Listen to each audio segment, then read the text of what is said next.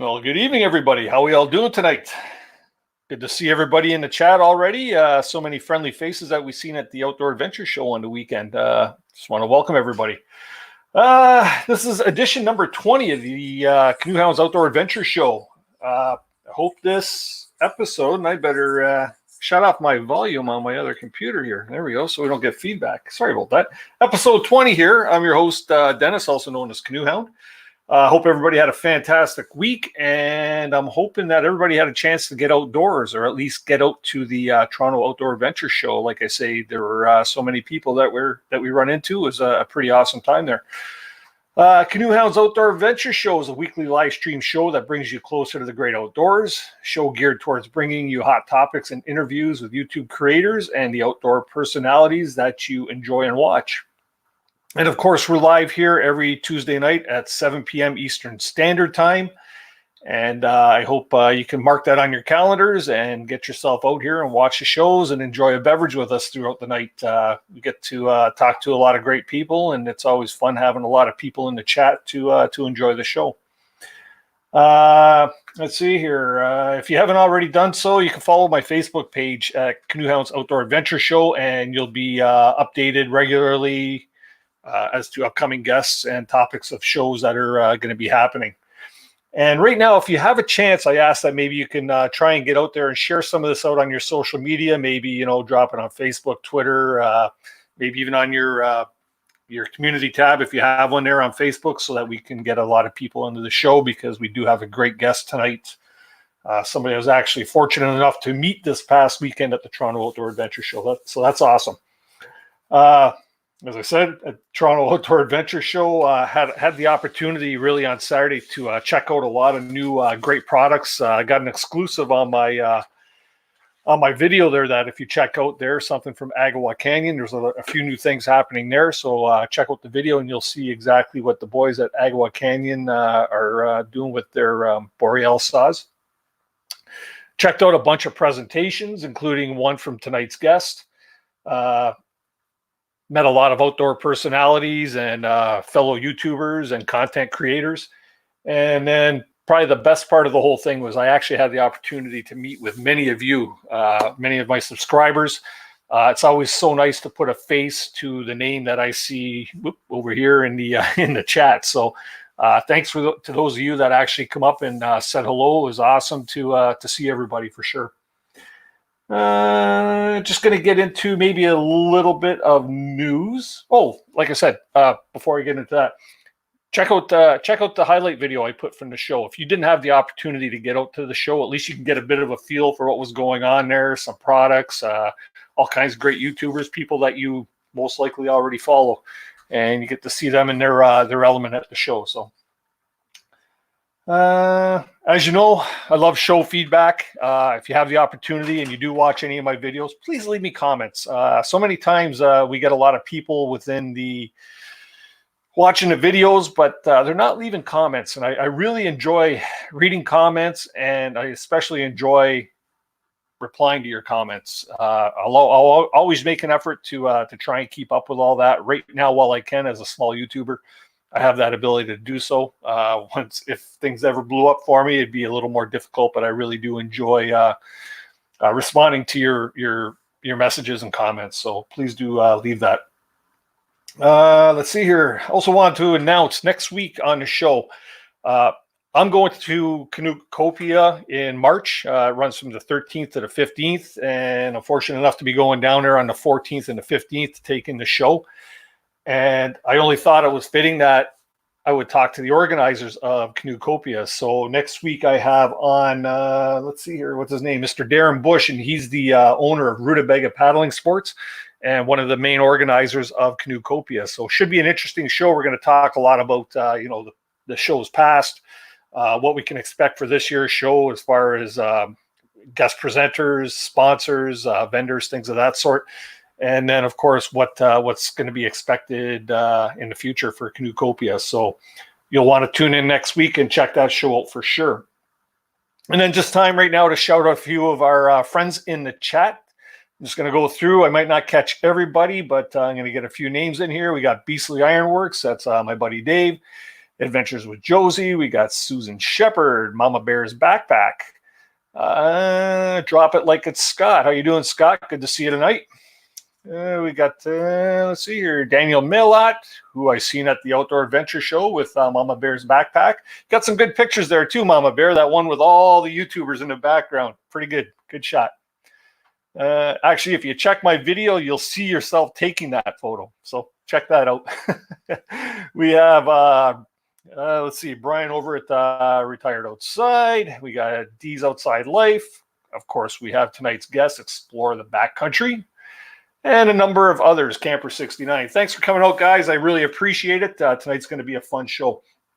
Now, if you're new to the live stream, you should know that this is a very interactive live stream. I do, and I would like to see you ask questions of myself or of the guest, my guest here tonight. If you do want to ask a question, I just ask that you put the word question in capital letters before your question so I can recognize it on the screen, and then I could actually pop it up on the screen similar to this. Hey, Dennis, right? And then we get the opportunity to answer that question for you. If I do miss it, I'm a one-man show, and I'm trying to take care of the chat, and I'm trying to take care of the interview in itself. So if I do miss it, being a one-man show, please repost it again. Last week, we took care of a couple questions that got asked throughout the show, and I finally had a chance to get to them at the end. So be persistent. I don't mind that because I think everybody has an opportunity to get a question for sure. Now, on to the meat and potatoes of this show. Tonight's guest has a very popular YouTube channel and a very strong Instagram following and a website that's a must-see. His years of paddling experience has taken him on many wicked and wild adventures with his father and now his fiance by his side. For more than a decade, he's been mapping and maintaining canoe routes in Ontario, producing videos, photos, reports, and more, all while encouraging others to get out and explore for themselves. Explore the Backcountry was created by a father and son team of Wayne and Brad Jennings, and in 2008, it was part of a television pilot. I please welcome everybody, Brad Jennings. How you doing, buddy? Good, Dennis. Thanks for having me on tonight. Looking forward to it. Thank you for being a guest. I appreciate you taking the time out of the evening to join in. Yeah, well, this is you got a great show going on here. We've tuned in the past, and love what you're doing. Really love thank you very much. Format, and yeah, looking forward to having a nice conversation tonight. Awesome. You know what? It's this show's only made possible by people like yourself. You know, making yourself readily available and coming on here and talking to me and all the people listening in. It's greatly appreciated. Well, the royalty check is in the mail. You're doing an awesome job is all I can say. Thanks, brother. I appreciate that. So, Brad, tell us a little bit about yourself. Sure. Well, yeah, you pretty much killed it in the intro there. Brad Jennings. I'm up here in the Great White North, Timmins, Ontario. I've been paddling since about the age of 3 with my father, and yeah, we really just kind of, paddling was that sort of connection the two of us had as a father-son experience. We got to go on a bunch of adventures. We had a cottage together as well with the family, so we paddle out in the Cedar Strip from there. But our adventures started to evolve as I got a little older. We went farther afield. His dad was big into canoeing as well, so it's kind of a father-son tradition. Him and my late grandfather went on quite a few canoe trips together. So we kind of kept that father-son tradition alive throughout the years, and we really bonded, in the canoe. And then I just kind of fell in love with it through doing it for so long. And then, of course, enter Leah, and we've been paddling together for 8 years as well. And I still get to go on trips with my dad. But yeah, anything outdoors, I'm a big fan of it, and I try to get out there as much as possible. Really, I just want to get other people to go out there and kind of witness, these vast, wonderful, gorgeous areas for themselves by canoe, foot, or bike, or whatnot.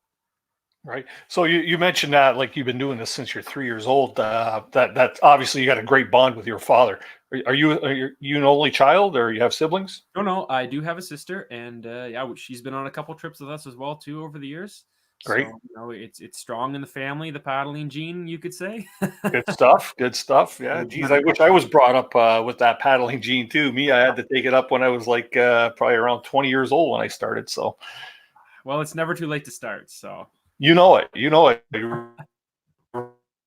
remember that wants to try it, you know what? Put a paddle in your hands. Go rent one for a day on a, on a lake or something, and get yourself out there and try it out, because I'll tell you, you can get hooked to this passion very quickly.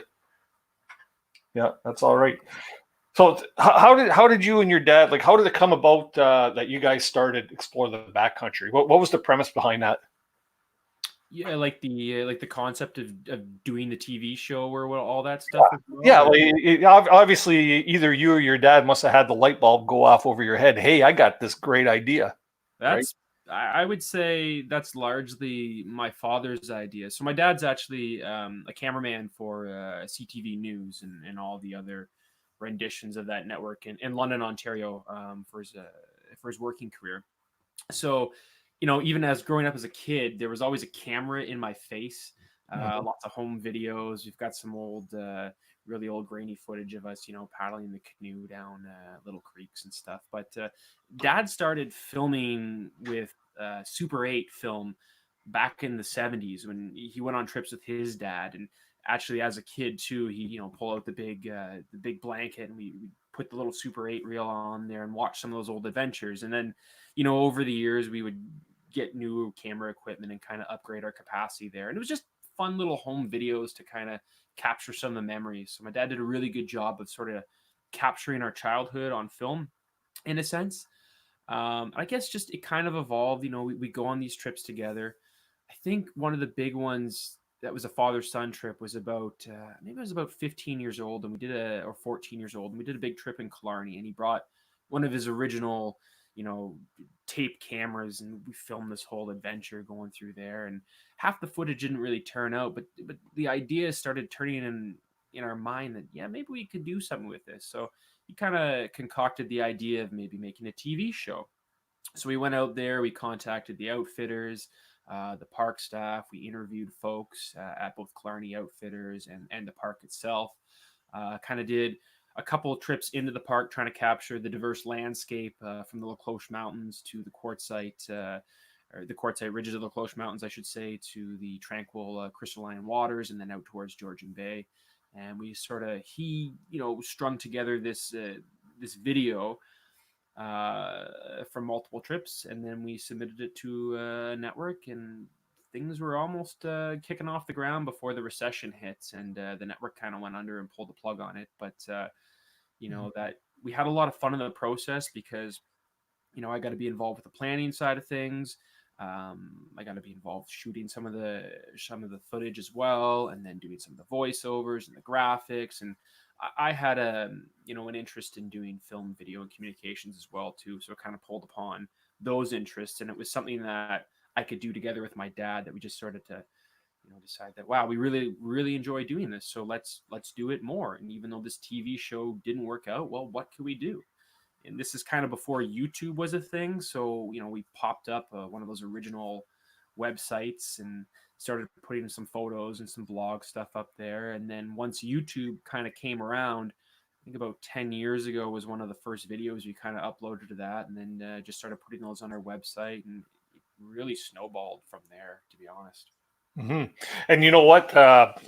It's very evident that there's some sort of filmmaking history back in there. You mentioned your dad's works for CBC. Is it CBC? CTV. Oh, CT. Okay, and it's very evident in your videos because they're very clean cut. Even the documentary stuff that, like, when your dad is speaking or yourself, comes across as very professional, and that's what I really enjoy about your videos is not only the scenery and everything, but just the cut. You know what I mean? The whole cut of the edit is very nice. So yeah, well, thanks. I mean, like I would say, just kind of learning through watching him doing stuff, and then evolving on my own, doing my own techniques, and obviously he taught me a lot of those basic skills, and I kind of took them and run with them from there. I did a lot of communications and video, both in high school and a bit in university, and just kind of dabbled to it. And my dad was always there to talk to and get some advice from. And yeah, he helped develop my skills. And yeah, it's when you've been sticking with it for this long, like well over a decade now, you're gonna start to polish your skills like any other thing in life, right? So right, yeah. And I couldn't imagine back in the days when your dad was actually trying with the old video cameras, taking them on a journey out there, because those things are heavy. I had a bit of a videography history back years ago too. And back in the days of Super 8 and Super VH, or High 8 and Super VHS, right? And the cameras, like the Super VH camera, was like carrying a ghetto blaster on your shoulder. I couldn't imagine carrying that through the bush. Right, they're a little smaller, in the mid 2000s and 90s, but still, like, and we had the waterproof stuff too. So we had these like dive compartment things where you'd put the camera inside and then like drill it on a tripod to stick in the canoe before you had the advent of the little GoPro, right? So you got this contraption like this big. Now you got a contraption like this big. So Yeah, there's right. considerable effort to try to get those shots back in the day, and I mean there still is now, but shooting's very versatile these days compared to back then. Oh yeah, you look at the cameras now with the GoPros and little Sonys and stuff like that. Yeah, I don't know. A lot of people that might have been at the show this past weekend, or if you happen to come across Kevin Callan, he always carries around this. It looks like a little bullet, almost like a tube of lipstick, and it's his video camera. It's a little Sony camera. The thing takes great quality footage, and half the time you don't even know when he's recording you unless he's shoving the camera in your face, right? So. Well, he's usually talking, so he's recording. Yeah.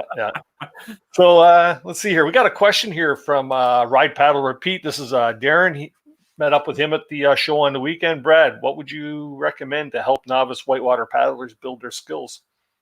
Cool. That's a really good question, actually. And we get asked, questions like that a lot, not pertaining to whitewater per se, but any sort of building your skill set. But you got a couple avenues you could go with, and one of the most recommended, I would say, is to take a entry-level whitewater course at the Madawaska Canoe Center down Palmer Rapids area on the Madawaska River. If you're in Southern Ontario, is a great center for doing it. For myself, I just built it over years of doing stuff with my dad, and then taking trips with some experienced folks, and then doing a few lessons and stuff here and there. So it really was just an evolution of building skills. But I would say your first step, especially if you're really fresh with it and you don't have experienced folks that you can kind of glean off of, is to take one of those courses. But if you do have, a group of friends who are experienced and they have the equipment and the know-how, and if they're certified as well, that really helps. You can learn from them, but I still recommend taking a course. Books will help. There's a lot of stuff you can read, the Whitewater for Dummies sort of series. And there's countless books that can read up on skills and rescues and stuff. But I would say the best thing is by doing, and by doing, you should do it in a safe environment, and doing that would be going to do a course.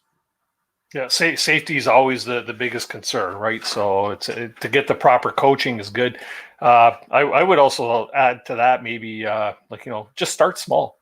Yeah, exactly. We never did anything crazy, and I mean now we're still building skills. We're nowhere near. We're always learning. That's the main thing about paddling and tripping. Never get cocky. You're always learning. Mother Nature will check you really quickly. Mm-hmm. But like we started doing Swifts, and then you go to class 1, and we had a couple blunders along the way, but I mean that's par for the course as long as it was done in a controlled manner. But start small, work your way up. Rome wasn't built in a day. You're going to advance those skills over time. The question was pertaining to the Madawaska, or the Missinaibi River, and that's quite a nice river where there's actually a lot of portages around some of the more imposing waterfalls and rapids.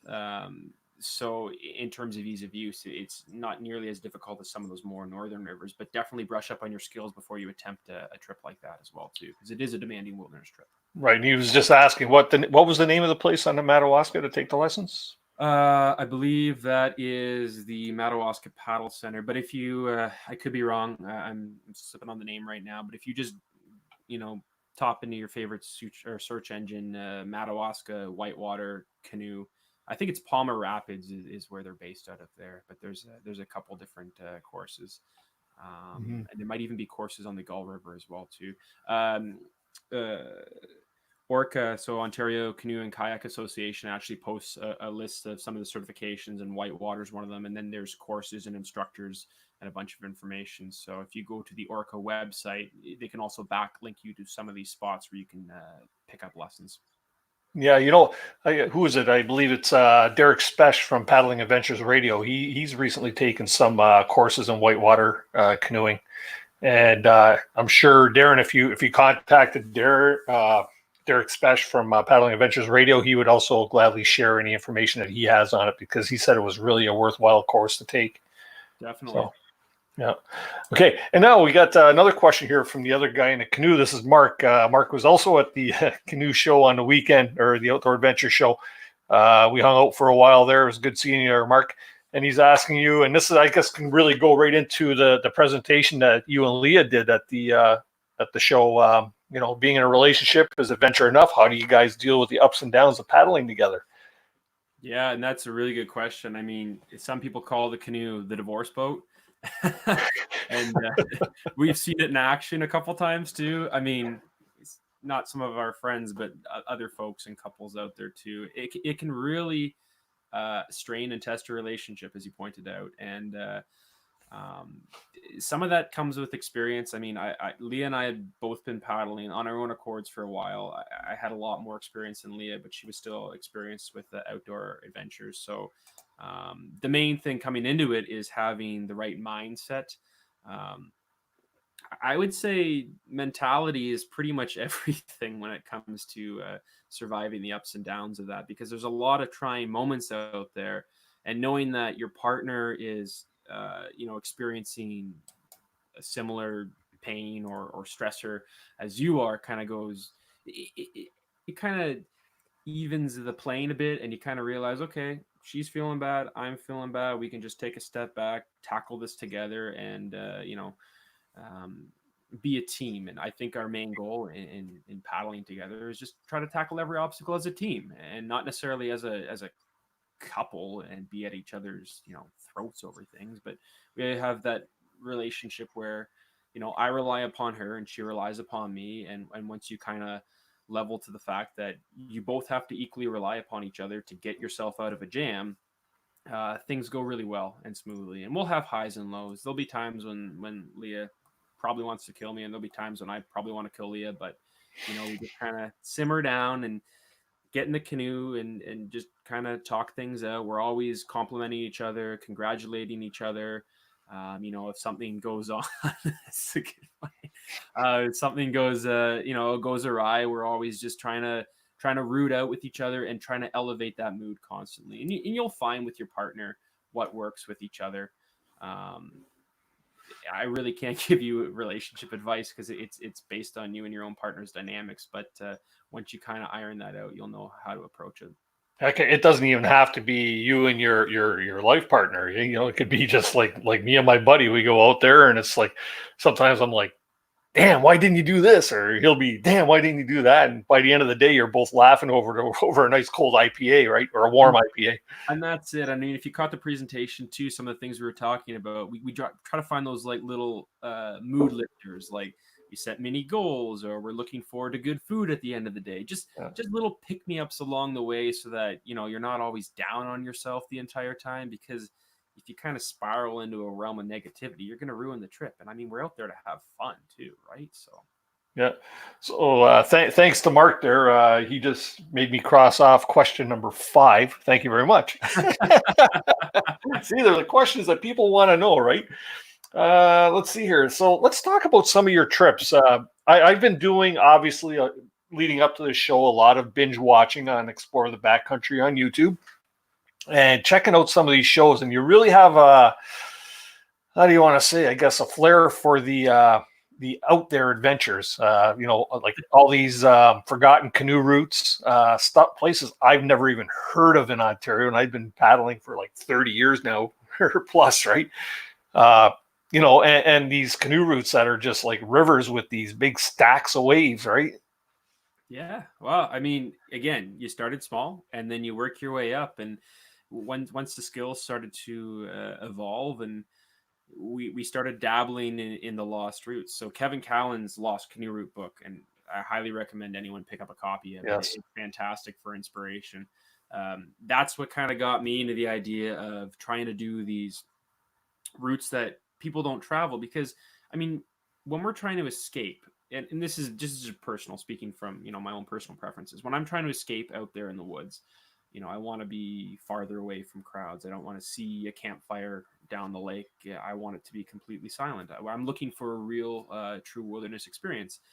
and that's not to say that all those lost routes work out that way, but you're pretty damn well sure that you're going to get away from all those folks. And when you start venturing off the beaten path, it gets kind of addicting too, and you want to explore more. But at the same time, there's also a preservation aspect that kind of drives me as well too, because a lot of these canoe routes have a historical context to them, and a lot of them are in danger of being lost forever. Mhm. If you think of all the developments going on in northern Ontario between mining and cottage developments in some of the southern areas, and forestry as well too, it's pretty easy for a route to become decimated and lost forever. Back in the days, we had Ministry Rangers, Ministry of Natural Resources Rangers, going through and clearing a lot of these canoe routes. And I actually have a copy. My dad had a copy of this old, canoe route pamphlet guidebook from the 90s, which has hundreds of canoe routes across the province. And if you look online nowadays, or you're not going to find much information on any of these routes at all. You're just going to have to look on the topo and the satellite map to kind of piece it together. But they're in danger of becoming lost forever. And unless we travel it, document it, map it, and bring awareness for it, we're going to lose it. And on the preservation side of things, in the background too, we are working towards rectifying some decimated portages, or trying to get stuff protected in management plans, et cetera, et cetera. It's an ongoing battle, and half the battle is actually going through putting boots on the ground, mapping, clearing, and paddling it. So there's the personal experience. We want to travel these seldom paddled areas because we want to enjoy this true wilderness experience. But then there's also that cultural and historical preservation aspect, and talking about our history. Like, some of these routes have been traveled for 10,000 years by First Nations, Yep. and then fur traders as well. And it's only recently that in the last 50 to 100 years that there hasn't been that use by recreational paddlers anymore. Yeah, and the funny thing is, you look at a lot of these portages that we do too, right? They're not those paths, those trails are not blazed on a weekend. You know what I mean? There's a good footpath there. You know what I mean? With when you could see the trail and there's nothing growing out of it, it means it's been traveled, and it doesn't mean it's frequently like within the current time. It's over years and years and years, right? Yeah. And I guess all paddlers out there, when you're on a portage, carry a folding saw with yourself, or something that you can help clear the trails. Obviously, the government's not funding this stuff anymore, or at least not very much, if any. It's up to us as paddlers to go out there and, like you say, try and keep these canoe routes actually as canoe routes, right? So Definitely. And I mean, you can see historical evidence, like when you start to really get in tune with what you're looking for out there. yep, You can see lots of signs of past use. There's obvious stuff from rusting cans and stuff, but when trees are shaped as like directional trees that First Nations made, and old blazes that have grown in, there's just even up when you get north, like really north, where you start to get into muskeg, and where you have sphagnum moss as your predominant ground cover. That takes a while. Those lichens take a while to grow, sometimes hundreds to thousands of years. That yep, pine path can stay there for a while, even if the trees have started to grow over top. So you have signs that these were once well trodden routes, not too long ago. yep, yeah, for sure. So we have a question here from Adventures with Josie. What are the different types of canoes that you use? I know you're pretty partial to one brand. Well, yeah, well, I won't lie. We are Novacraft ambassadors, and we have been ambassadors for Novacraft for quite a while. Although we do own some other boats as well too. Um, Actually, I'll back up. One of the first boats we started paddling with is a cedar strip canoe that was made by one of the First Nations chiefs, I believe, or elders out in Manitoba, and through a variety of shifting hands, it came to our family. And that was one of the first boats that I had ever paddled with my father. We owned a bunch of fiberglass beasts for a while as well too. So those 3-keel Kawartha canoes that weigh like 90 pounds. So we cut our teeth on the really entry level, but that grunt worthy canoe to build your skill set up. And then we have a ultralight Sweer River Kevlar canoe. It's a Prospector. And then with the Novacraft, we have a Cronier, so that's a 17-foot long. it's got really shallow entry lines. It's really good for crossing big lakes, especially where there's a wind, because you're not going to catch that wind with your bow and your stern. Doesn't take as much capacity, but it's a fast sort of racing boat. We have a Moisey, which is a whitewater boat with really pronounced rockers to shred through that whitewater. And one of our go-to boats is the Novacraft Prospector, 16 foot. So I like the 16 foot because it's versatile. You can paddle it solo. I mean, the 15 would be ideal, but the 16 you can paddle it tandem really well and still have gear capacity. We deck it with the Northwater spray deck, and that layup is Tough Stuff Expedition, which is their really top end durable material. And I think we paddle about anywhere from 2,000 to 3,000 kilometers a year on these, like all combined on the boats, and they're taking a beating doing some of this lost stuff, and they're still paddling. So yeah, they've all got stories to tell. Eh? Exactly. First thing you do when you pull it out of the water, flip it over and say, that's what that rock did. By the end of some of these trips, you can't tell what did what. Yeah. I know. I've been there, done that, got the shirt. Yeah. Actually, my new shirt, picked this up at the show, Friends of Temagami. You all have seen the show with Friends of Temagami. So nice. You got the map. Yep. Yeah. I got one over there too. So yeah, good stuff. I've also got a 16-foot Prospector by Novacraft. It's a Royal Light version, and I love the canoe. I really do. But last year I invested in a 14-foot Prospector Swift pack boat, which is also nice. So it always upsets Kevin Callan. Well, he was talking to somebody at the show there about he's always single paddle, right? Versus the kayak paddle. I do both. I told him I got the best of both worlds. And so I will say that 95% of the time I do single blade, but I also train with the double blade sometimes because it's mandatory for some of the racing I do.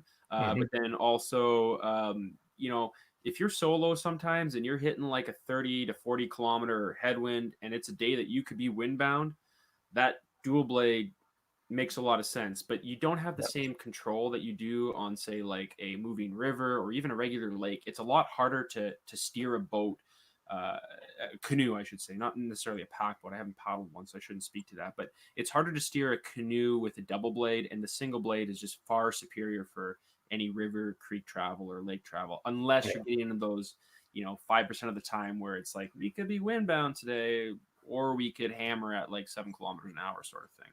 Yeah, you get yourself the hell out of Dodge with a double blade for sure, right? Exactly. And in all our adventures, we've only really been windbound a handful of times. I mean, sometimes it's a little dicey, but it helps. It's versatile.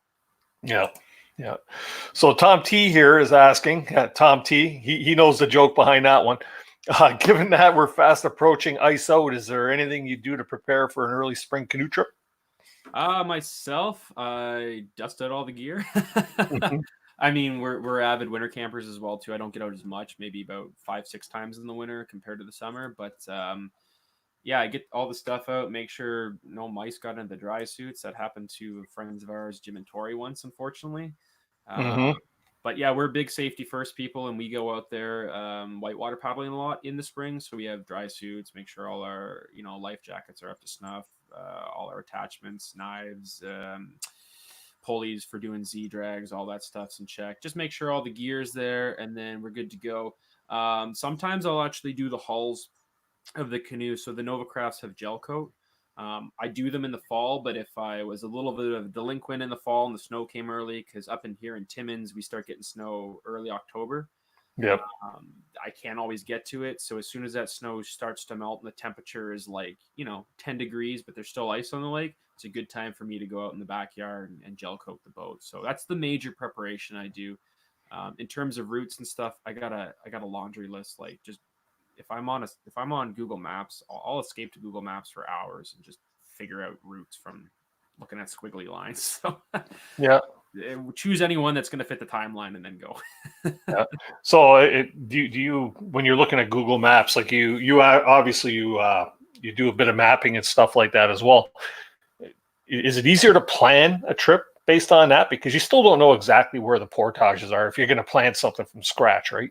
So it's a little different if you're planning a lost route versus a trip to like Algonquin or Killarney and stuff. And we still do a bunch of that too. If we want an easy, quick escape where you can pretty much just show up and go, we'll do a lot of those more accessible places. Or if we're bringing friends, or even sometimes you just want to see the great scenery, because I mean, you can't beat places like Killarney and French River and stuff for the scenery. So. But the lost routes, yeah, it takes a little more effort, and we'll be digging up the old MNR route pamphlets. I'll be going through, archive libraries, trying to find any information and any reference to the area. Then I'll look through forest management maps. We'll look at ortho photos, so that's aerial photos from planes, which are highly detailed. I did environmental sciences in my undergrad and master's, so I have a bit of a history in kind of doing photo interpretation as well too, for delineating wetlands and doing some stream hydrology. So that helps a lot too. And some of those orthos are really good quality photos that you can actually see entrances to some of those portages. I mean, that's not always the case, but sometimes it's the most logical choice. I mean, if you're paddling a river, you kind of have an idea based on the stream flow and the shortest distance and the terrain, which side the portage is going to be in. So, I mean, it's a little bit of a guess and check. I'll make a topo map afterwards and I'll put rough approximations where information is. Mm-hmm. So, we'll approach the most obvious side. We'll go river right, but if it's not river right, we'll ferry over, search river left. Sometimes it's not there at all, and we just bush crash. Yep. So it's a bit of a crapshoot at times. Yeah. Guessing you got to game. plan for that on your trip too. You got to factor in that about a couple hours a day of like, we're not moving, we're looking for a trail. Yeah, for sure. So you almost kind of answered this question here from Mark. With all the lost canoe routes that you've been on, do you still enjoy places like Algonquin, Killarney? Definitely. I will never shun a place to paddle, essentially, and I'm always looking to check out new spots too. And I haven't done a lot in Algonquin.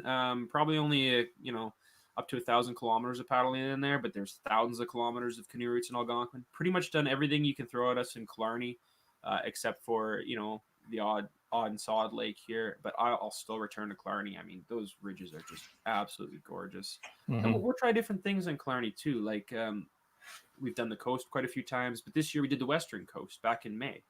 Leah and I got a shuttle out to Bay Fin.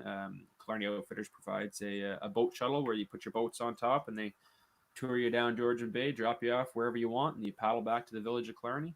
It's a whole different experience. It's a different take on that classic park experience. So definitely, I won't shun it away from there. It's too many places to explore. Yeah, for sure. And talking about the whole mapping thing, Dan wants to know, have you ever gotten really lost trying to map? Well, I mean, I wouldn't say really lost, but things have happened a few times. So I use map and compass a lot, but it's hard sometimes to shoot a bearing when you have a canoe overhead and a pack on your back, and you're trying to shoot bearings through the woods. So we use GPS sometimes for that. But in one case, I was soloing a route, and my GPS had been acting up funky. I'm walking through the bush, just shooting this bearing, and all of a sudden, the screen just implodes all these pixels, and the GPS just dies, and I'm in the middle of the bush, a kilometer on each side, and I have no idea where I am in relation to anything right now because I wasn't necessarily following a bearing per se. I was just looking at the GPS. I'd say that's the closest to being really lost, but I just kind of shot, whatever, like a 90 degree and took it out of there. But I do a lot of orienteering in adventure racing and stuff. So navigation usually has to be quite in check. And I mean, we'll get turned around every now and then too, but that was the worst. Yeah. So now you alluded to your adventure racing. So you're more than just a canoeist. You are an adventurist at heart, and you participate in all these adventure races. What can you tell us about that? Yeah, well, I don't like to sit still, so so yeah, AR, that's a pretty cool sport. It's a mixture of, think about like an off-road triathlon essentially, where you have a map and compass. So you mountain bike, you'll paddle, and you'll run. That's usually the three main disciplines, but they'll throw in climbing and rappelling. Sometimes you'll pack raft. Sometimes you'll, I don't know, cross glaciers or whatever. They'll throw something at you. The main thing is you have a map that you get a couple hours before the race, and you have to plot a course from the start to the finish line, and you have to hit checkpoints along the way. The route choice is pretty much up to you. You have hashed out areas that are private property, but you have to navigate using map and compass only with a team of 3 to 4 people, usually co-ed, anywhere from 8 hours to 8 days nonstop. So you sleep on the clock. When you get to a transition area, you switch gears, you get some food from your bin. You got to be self-sufficient for anywhere from 2 hours by yourself, 20 minutes by yourself, to 2 days by yourself without support. So there's a lot of planning. It's a lot of on the fly. You got to be quick thinking, and your navigation has to be spot on, because when you start getting sleep deprived, we call it the sleep monsters, when all you want to do is sleep, and it's like 4 a.m. on day 3 and you only have 1 hour of sleep, and the map is, the topo lines are jumping out at you. You gotta be, oh jeez, you gotta have your wits about you to maintain your composure, and then again make sure your team is also together as well too. So even some of that relationship building stuff I was talking about before, AR helped a lot in empathizing with your teammates and trying to push through together as a unit, because if one person falls, you all fall, and you're only as fast as your slowest member. So you're towing them on the bike, or you're towing them on the pulley, and you're trying to make sure everyone's fueled and hydrated. It's a really interesting sport, but you're out in the woods experiencing all these amazing areas. We did world champs in Wyoming, and we were crossing all these mountain ranges, and every second I'm just like, I want to stop for a second and just sit here for like a day and just take it all in. But it's just so mesmerizing what you see out there. So you really get to experience some of these last wilderness areas on these courses too. So how often are you running these races throughout a year?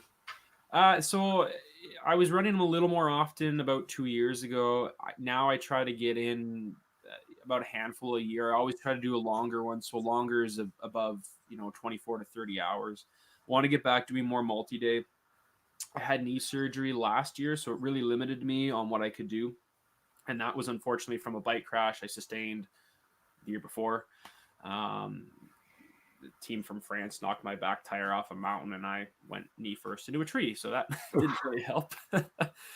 And then it's back to normal. So I'm getting back in the training regiment, and hopefully I'll have a couple more multi-day stuff in the future. But yeah, I'll do a handful a year. And we got some short ones in Ontario that are really attainable. They're like 3 to 4 hours long. And actually Leah, my fiance, did a 5-hour race with me 2 years back, and she loved it. It kind of threw together all those wilderness skills and stuff. And those ones are, I would say, grab your family or your friends with just some basic equipment and just try it, because they're kind of really geared towards an entry-level course. But don't dive into like a 24-hour off the start, because you'll be way in over your head. Same with paddling, whitewater and stuff. And it takes a lot of training to do what you're doing too. You're not going to just jump on a bike, jump in a canoe, and start running for kilometers, right? You really need to be working on yourself. Exactly. So start small again, and work your way up if you like it, because it's a really cool sport. Yeah. So Mark's really coming up with some good ones. I don't know if this is so much of a question, but Brad Jennings versus Jim Baird versus Justin Barber, canoe trip cage match. Go. Okay, well, I have trip with Jim, and he's a big dude. I wouldn't want to get in a cage with him. He is a big dude. I stand 6'1", and when I met him after the winter camping symposium there at the after party, I was like looking up, and it's like, yes, sir. Oh, he's a big dude, and I get Justin's got that down east power going for him too. So yeah, all good guys, and yeah, Jim's a great guy. We're trying to plan some more stuff in the future too. So stay tuned. What trip did you paddle with him? We did the Upper Magnotta one this year, so we had some. Oh, that's right. Yeah. So Alex Trainer of Northern Scavenger also joined in. So the three of us kind of set out from Jim's place down the mag, running some good class 3. Jim ran one class, tried to run a class 4, and then he did the rest with Ted. But yeah, it's pretty fun. So and that was mostly in the rain, wasn't it? Oh, it's just monsoon rains. Yeah. The levels were going up and up, and like Jim, who lives on the river, was saying he hadn't seen June flows like that before. And this year, the Magneto one had almost record level floods. So when it was much higher, there's no way you could do it in a canoe. There were some whitewater kayakers who did it, but we were approaching the limits of what you could paddle, even in a decked canoe at times. And Seems as if water levels have been starting to go back up again, right? Of late, anyways. Yeah, well, we're starting to, at least in the last couple of years, we're getting heavy snowfalls, and then we're getting up north here. All that snow melts really quickly because our temperature spikes in the spring. So we're Mhm. getting really amazing record level spring flows, but then it plummets by June and July, or sorry, July and August, we're hitting droughts. So just what I've noticed in the last couple of years, and then I try to plan trips around water levels. It's especially important when you're doing a lost canoe route too. So you got to look at these changes that are going on around you and accommodate that in your trip plan as well too. Sure, sure. Uh, Tina's asking, do you have a lost canoe wish list? Oh man, it would extend from here to the moon and back. I'm pretty sure. Right. There's just so many, and I mean sometimes I don't know what the next one's gonna be, but I'll just be cruising along, and then things start popping out. There looks like there's some awesome cliffs, some really cool lakes. I got a couple options and stuff I really want to do, but I'm really trying to focus on getting up to like northern Quebec, up the James Bay Road, and then paddling out to the bay.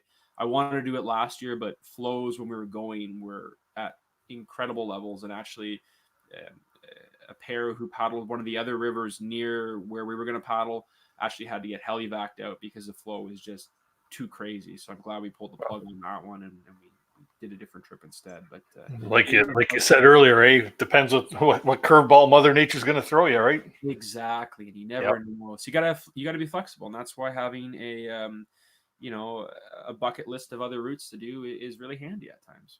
Sure. So with that being said, let's get into like some of your best trip memories and maybe like, a couple of your worst experiences out there. These are stereotypical questions, but we still need to know. Yeah, that's such a hard question.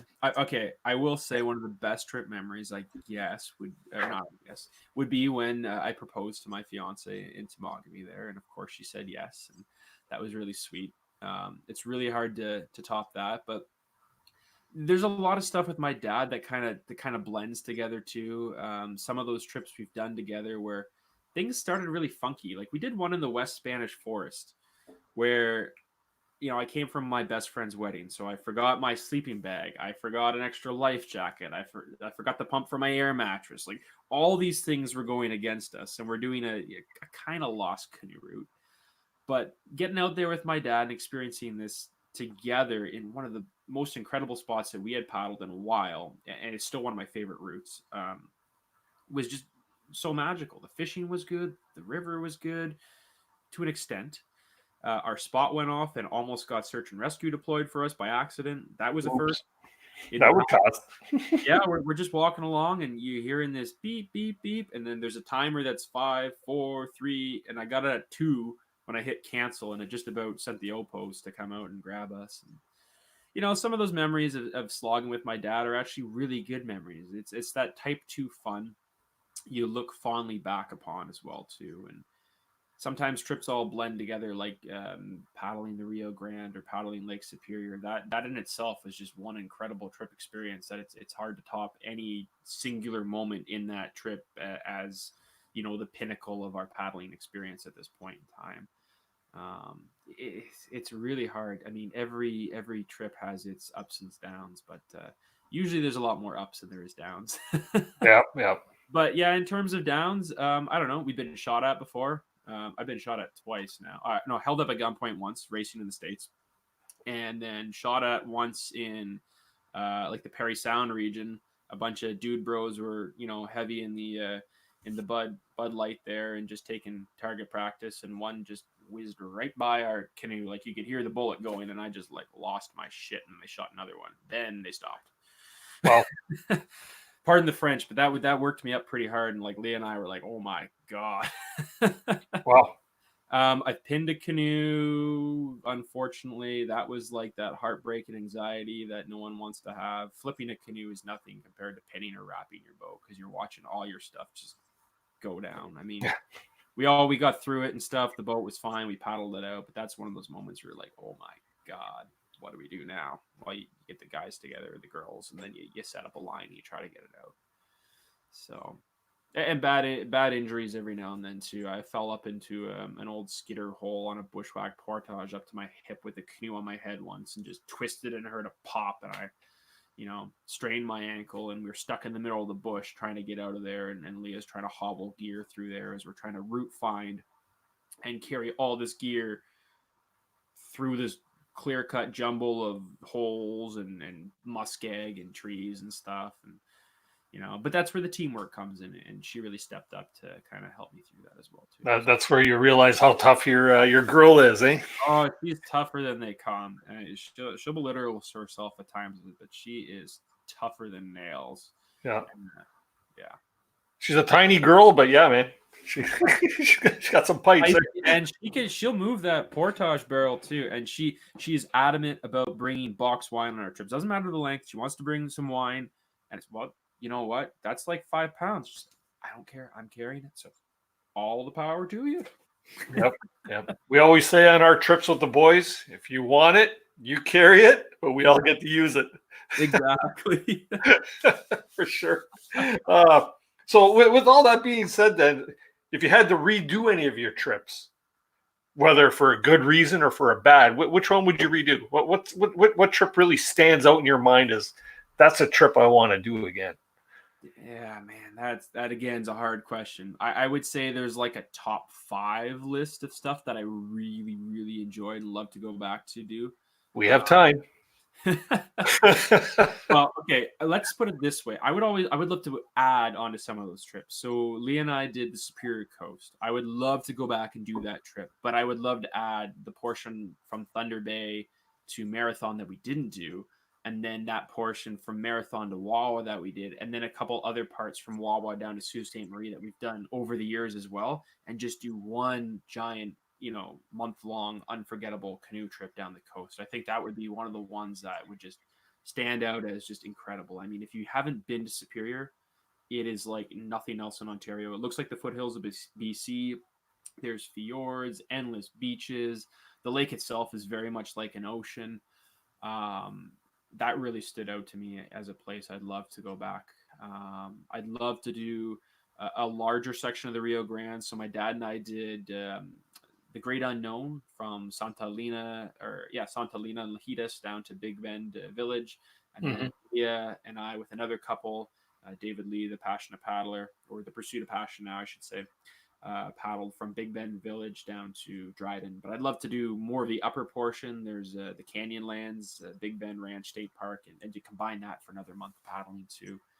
So those are routes I would love to revisit and just combine into one massive route and do. The West Spanish Forest, for whatever reason, again, that area stood out for me. So as the name entails, it's west of the Spanish River. It starts off at this Rushbrook Provincial Park, which is a non-operational park at the end of a logging road, essentially, and it's just covered with old growth red and white pines. Some nice mature jack pines there too. When Dad and I paddled through there was a nice mist clinging to it. But as you get further north, you start to get into these incredible cliffs and valleys and stuff. It's just a really nice part of the province. It's not necessarily as rugged as, say, like Lake Superior, but the fishing's incredible. It's not that traveled, so there are a couple rougher, adventuresome portages, but they're still somewhat accessible. So it was like the perfect route that's stuck in my memory that I'd love to go back and do again. Sure. Cool. Got a question here from Camper 69, and I'm putting this up because I know it's kind of up your area, right? Any tips for the Grassy River route paddling to the falls? Have you ever done the Grassy River? So I've hiked to High Falls a couple times, actually, and I've biked up there, but I haven't actually paddled that section down from the Grassy. Or to get up to it. And I would assume paddling up, if you're trying to get to High Falls, would be tricky. But to do the Grassy route itself, you actually start further down. That's probably what he was asking, more or less, down on Sinclair Lake area, and you can do the whole loop through there. It's fairly placid for the majority of it. It's just below the dam where it picks up a little bit. Gorgeous little area. I paddled through there about 2 years back. There's some side lakes and stuff to explore. Jonathan, also known as Backcountry Angling, Ontario. He has a map of the area, and I have a map somewhere on one of my map links as well too. Lots of information and stuff to help you get out there, but take your time with it. Not a lot of portages, good fishing apparently. Pike fishing is phenomenal. Yeah, Pike yeah, fishing is like you're going to catch 20 pike to one of anything else, right? So yeah. And then there's walleye on some of the bigger lakes too. And the bigger yeah, lakes, they're dam controlled, so if you go when the water's down, like later in the year with drawback or yeah. drawdown rather, there's big endless beaches. Like Sinclair has some nice beaches. The access, Sinclair is a beautiful lake. yeah, it is a really nice lake. Yeah, yeah, yeah. We camped 1 year over by the Indian burial ground. There's a Oh campsite yeah. there. Yep, I've Yeah. done that one too. Yeah. Yeah, a couple of the guys are pretty creeped out. I did it solo, and it was the first snowfall of the year too, and I was like, this is a little eerie. Yeah, yeah, But yeah, definitely, it's a nice route. I want to do the whole thing, so maybe this year, who knows? We'll see. yeah, for sure. Yeah, that's by all means Camper 69. If you get a chance, you can always start with I don't know if that's so much the headwaters or not, like doing Sinclair, like that's the Halliday Lake Loop, right? Yeah, so if you do that, that's like the main part that people do. A lot of people, and that's what I thought he was asking at first Mm-hmm. before I clued in, was that a lot of people day trip down from High Falls down to Matagami and stuff. But if you do the whole thing, and you can even venture off, I did a loop. I forget the name. There's some side lakes off Sinclair, Nursey Creek. That's where I actually looped off of too. So you can add, two little portages, but it changes the sceneries, and you're not on a reservoir lake for as long. And I recommend maybe taking that little detour. There's more rocks and stuff versus just sandy red pine hills. Yeah, and the Grassy River is called the Grassy River for a reason. Yeah. Lots of You can expect to have a lot of those little spiders in your canoe because that's all you're paddling through is that sort of like weedy, grassy stuff out of the water. I don't know what the stuff's called, but stuff. Yeah, sedges and aquatic plants. I forget all the names of them. It's been years since I did wetland hydrology now. yeah, jeez. Probably shaking his head at me. Oh, that's awesome. Let's see here. What else have we got here for questions? Oh, here, this is pretty interesting here. Vince Niegarth is asking, with your experiences with lost canoe routes, have you ever had any problems with private property? So we're lucky in the fact that up here in Canada, the majority of our lost canoe routes are on Crown lands. So, the equivalent of any public land in the States as well, too, for anyone viewing from the States. I haven't had any issues with that.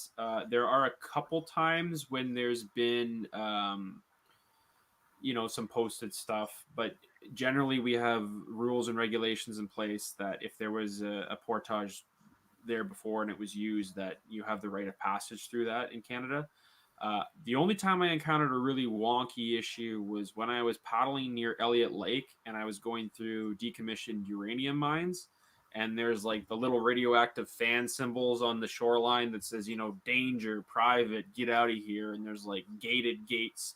So the map I actually had showed that you could access further down the property, but I had to backtrack, find a pull off on the side of the road and try to work my way down and just kind of alter the route so that the mine police aren't going to come after me.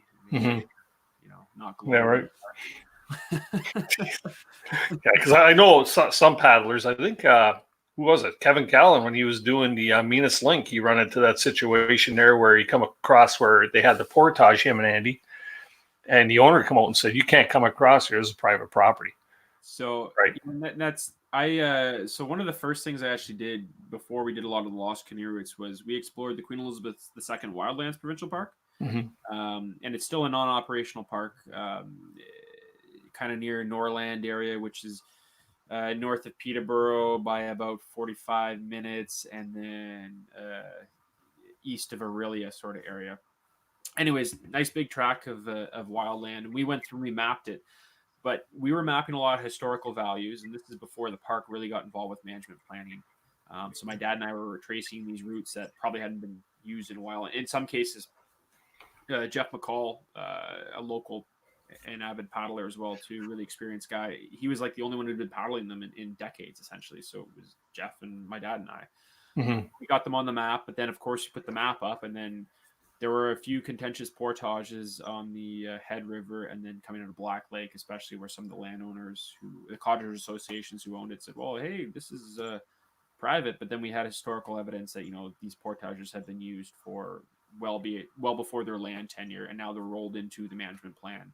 Because we worked a lot with parks on trying to get those routes into Queen Elizabeth II Wildlands Provincial Park, and actually a lot of the routes you'll paddle now, it's because we went out there and we kind of got them on the map and then sat down with parks and said, look, we're good. This is what we need to maintain and this is what we need to do. So for me, it was actually an eye-opener as well into the management process as well. And that was about 8 years ago now that we started doing a lot of that stuff.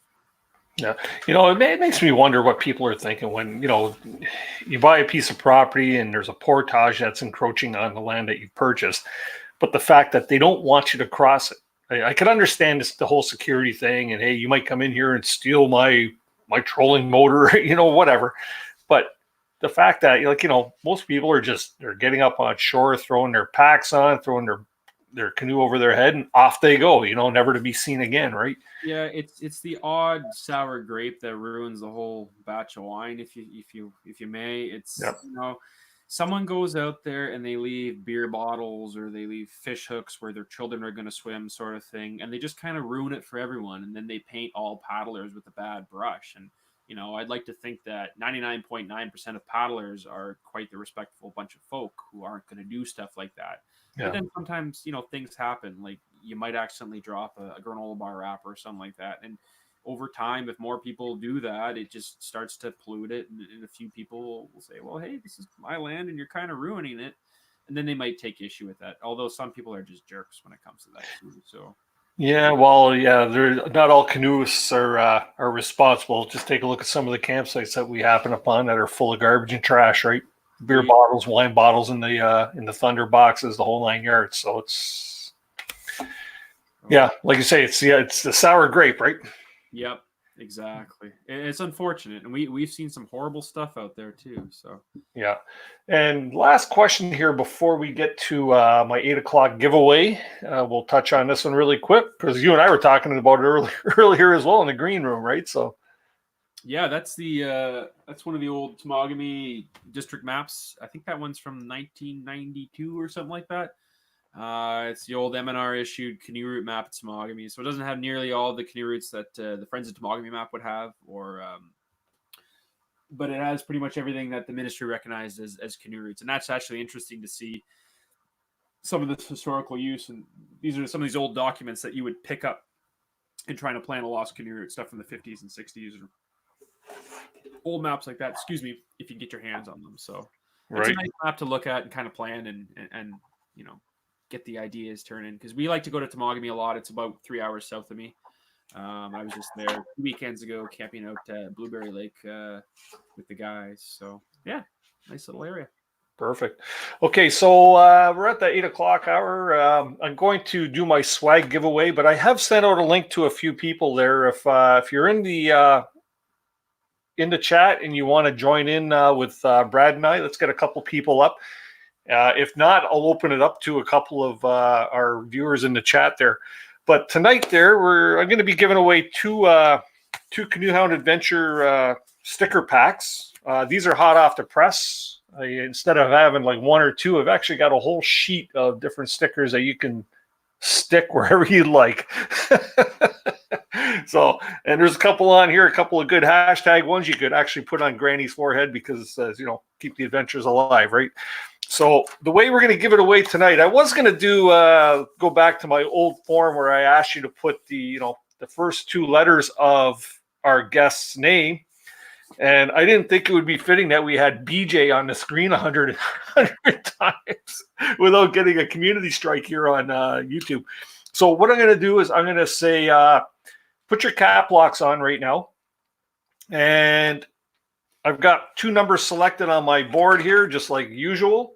And I want you to type in the word explore, EXPLORE, and then I will count down to my winners and get your prizes out to you. So let's see here how fast people can type in, Brad. Oh, I see a couple coming up here. Oh, want to answer Kayak Tomato. I will not be at Canoecopia, unfortunately. I've been meaning to get out there, but unfortunately, I will not be attending. Nice. Oh, they're all rushing in now. Yeah, 4, 5, 6, 7. Oh. Okay.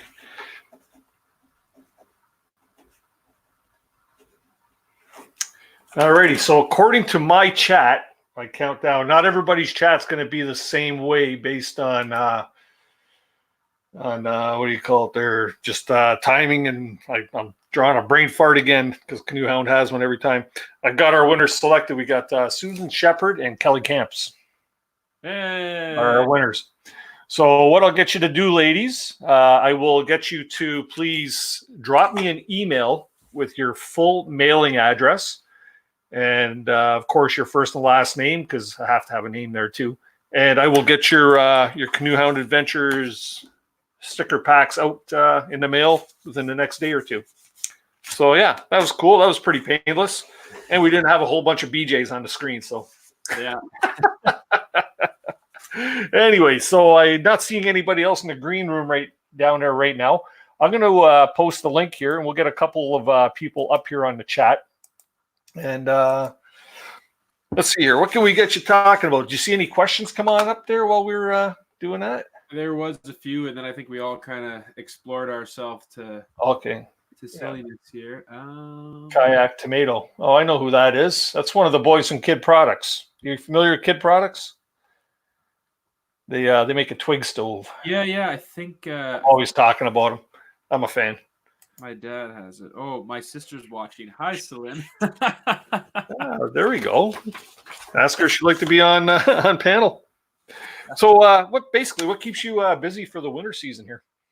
Well, winter camping. I do that as much as I can. I mean, not too often. Winter, I do a lot more video editing. So you'll notice I don't do much in the way of videos during the year, and then it kind of pops out later on. But then after that, I do a lot of fat biking and stuff like that too, and then try to get out as much as possible.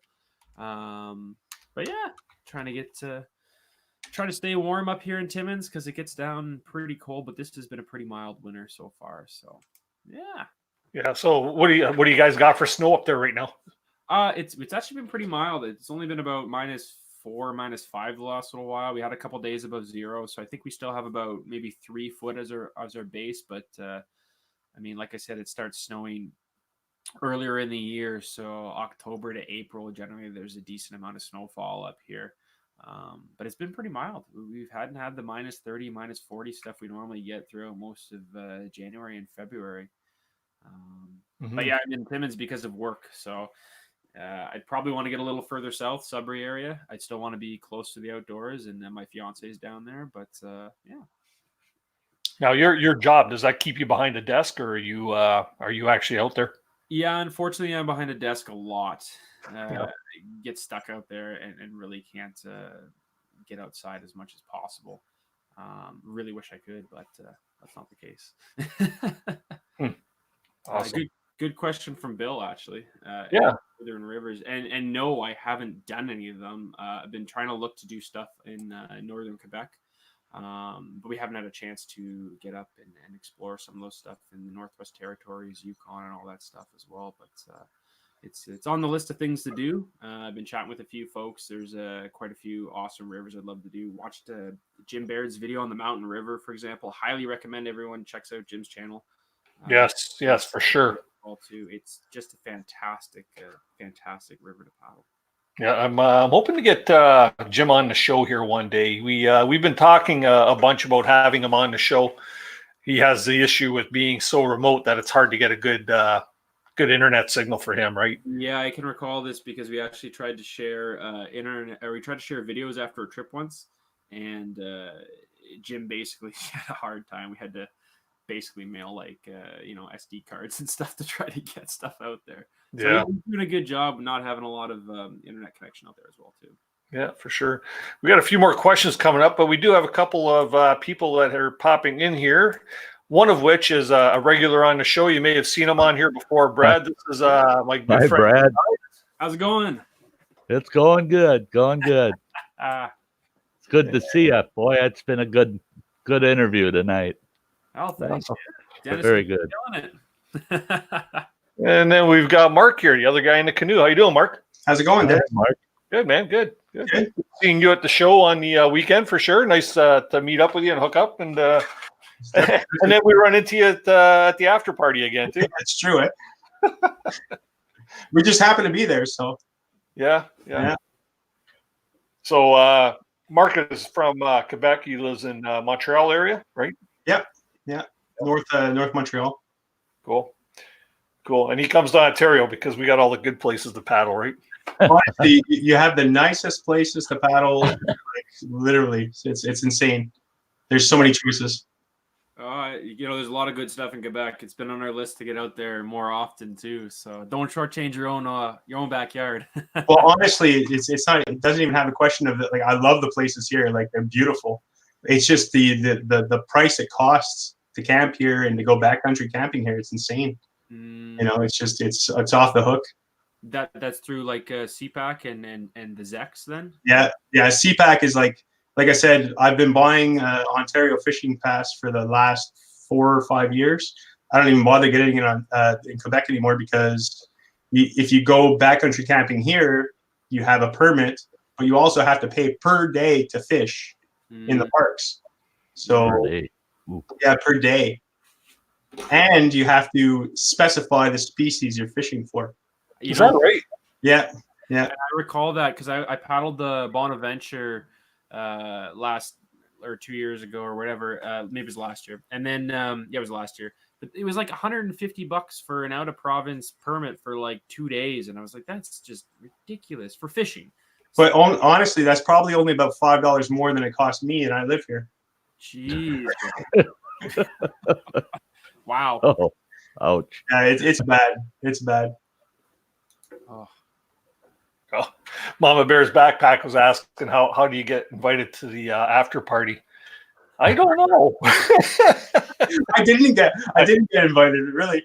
I just showed Mark just happened to be your hotel room was like kind of across from where the party was, which was the Anchor Bar.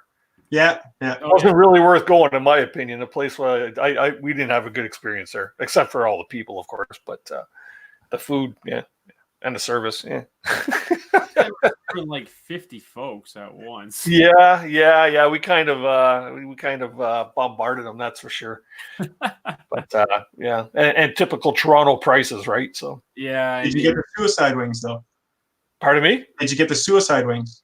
No, I didn't get the suicide wings. See, I live near the border town, like close to Buffalo, where the original Anchor Bar is. Yeah, been there. And their chicken wings there were far better than what we had in Toronto. But chicken wings are hit and miss anywhere you go, right? So that's true, but I mean the ones in Buffalo are probably about an inch and a quarter bigger than the ones that were in Toronto. But the sauce was still good. Yeah, for sure. But getting invited to the party there, it just so happens I knew a couple of people that were organizing it and got myself invited. So weaseled my way in there. So Sty, how you doing these days? Well, I'm doing good now. I got an old back injury, and I caught a gal that slipped on the ice last week coming out of a store. She was carrying a little baby with her, and I could just see that baby hitting the concrete. So I slid my right leg under her just as she was going down, and she come down full body weight on top of me, and I had smacked my back into the curb, and that old injury reared its ugly head. So yesterday I was laid up all day. I couldn't even get to my studio desk, but now I'm doing good. I'm back moving. I wish I could be out paddling, but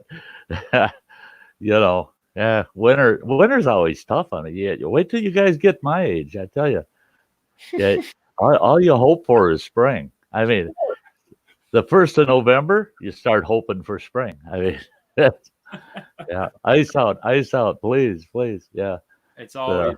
I wanted to ask Brad, because I missed about the first 15 minutes of the show tonight.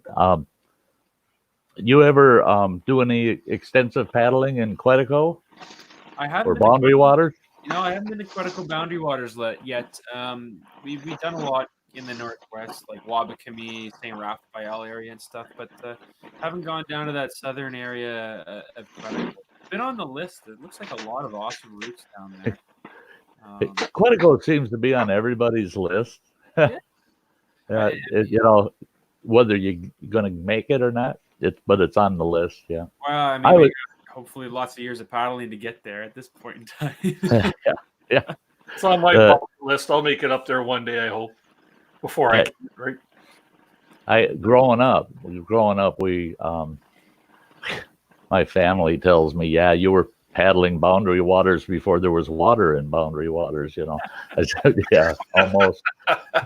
As a kid, I can remember you could use, there were guys portage and outboard motors. I mean, for crying out loud, because you could use an outboard motor anywhere up there.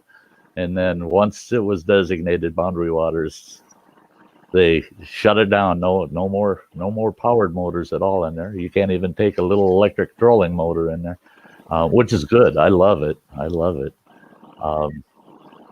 But yeah, that's beautiful country. It's just that I like talking to folks that have done Quetico and boundary waters. They've rolled both sides of the international border, because boundary waters is almost all river canoeing. I mean, it's not as if there's not a lot of lakes, but they're smaller, and there's a lot less lake paddling and a lot of river paddling on the Minnesota side. And it's neat. It was neat to talk to the guys that would paddle down from Quetico, and they get down there and they go, "We're getting sick and tired of portaging in Minnesota. We're going back home." Yeah, right. Yeah. That's cool too, being on the border. We've paddled a couple border spots, but we did the Rio Grande on the border of Texas and Mexico, which was incredible as well. So it's kind of neat when you cross countries, but you're in the woods and there's no border patrol, there's no border houses and stuff. It's just it's quite a bit different when you're talking Quetico and boundary waters, because 99% of the time you can't even identify the border. Yeah. There's no buoys in the water? Well, occasionally. But if you're in a lot of river country, they're supposed to have a cut international border. And there's pylons, but we found pylons in the middle of the woods. There's no cut at all. And you look at that pylon and you go, okay, let's walk, because those pylons are, I can't remember the exact, they're like 1 kilometer apart. And we'd hike, we'd take the compass and hike due west, and we'd find another pylon, and it's still in the woods. But up in northern Montana, I lived up there for 4 years, took my family off grid for a full year up in the Cabinet Wilderness in northwestern Montana. And I'd go over to British Columbia, and you had to sneak across, because right through that virgin forest, there's this 100-yard wide path cut, and you can look for 15 miles, and it goes right up and down and over the mountains. You can see every pylon. There's no doubt you're crossing into Canada. And but Minnesota Quetico, there's a lot of times we paddled across, didn't know where we were. And of course, we never had a provincial fishing license, so it's always, let's make sure we're on the Minnesota side, because I'm from the U.S. So let's make sure we're on the Minnesota side before we fish. Yeah,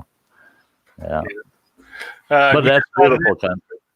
Sorry, Sty. We just added in Darren and Nate, and just make sure your volume is shut off on the YouTube feed, please, just so we don't get feedback.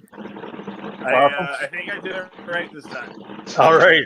Hey guys, Darren, how you doing, bud? Hey. Good to see you I'm guys. good, thanks. Nice seeing everybody at the Toronto Adventure Show. Yeah. First time seeing you, Brad, and Leah. That was a really cool presentation, and really appreciated you sharing. It's not easy sometimes to tell those stories, I think, but good humor and encouraging too. To try and get my wife out there more. So good, get her out there. But we all. Yeah, for sure. And Nate, how you doing, man? Good to see you. Likewise, yeah, I'm doing all right. I was. My first question is for you, Dennis. What was that I just saw you pouring into a glass there? That would be a little bit of Knob Creek bourbon. You got into it. Yep. Yep. Yeah, it's I'm on this bourbon kick right now, so it's pretty good stuff for sure. You've been a busy boy, Nate.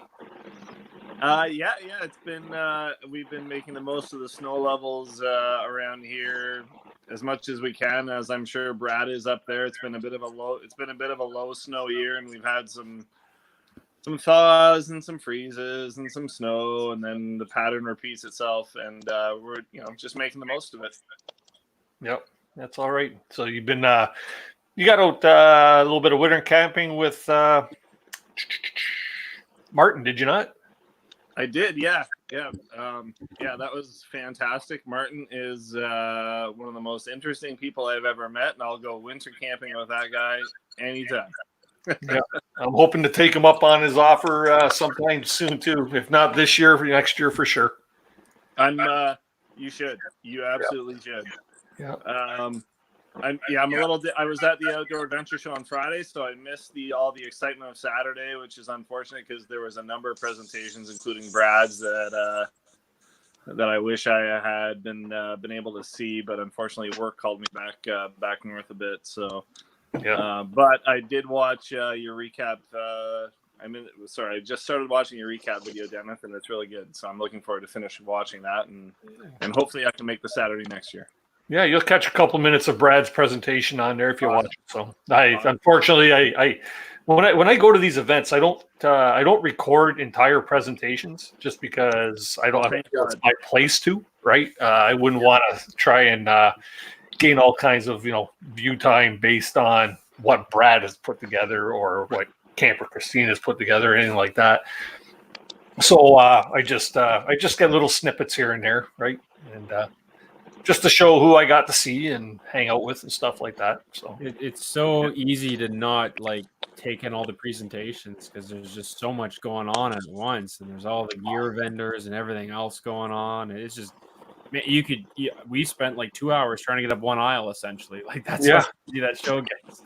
Yeah, me and my buddy did the same thing. We didn't get to see two of the aisles at the show.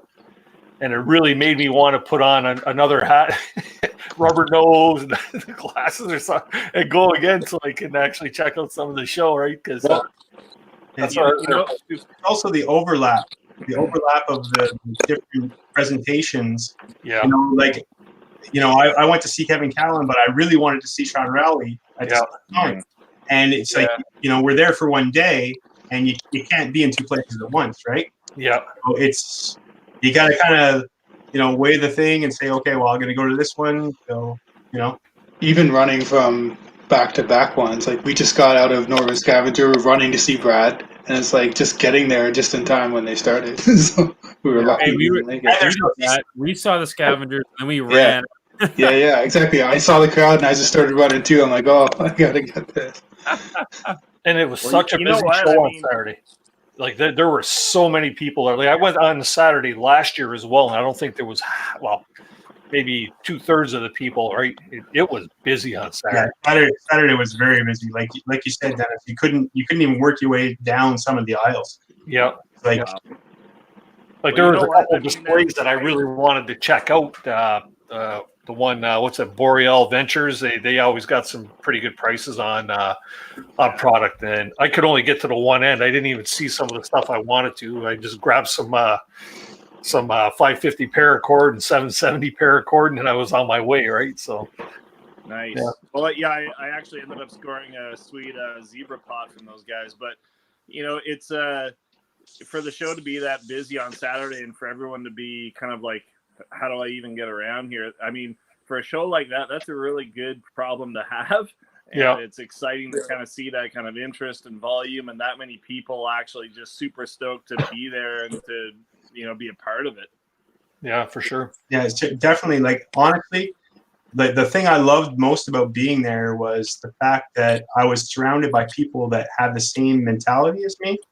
Yep. Whereas, a lot of my friends don't get what I do. They're like, you're insane. You know, on vacation to carry, 40-pound backpack and a 30-pound canoe across, how many kilometers? You're insane.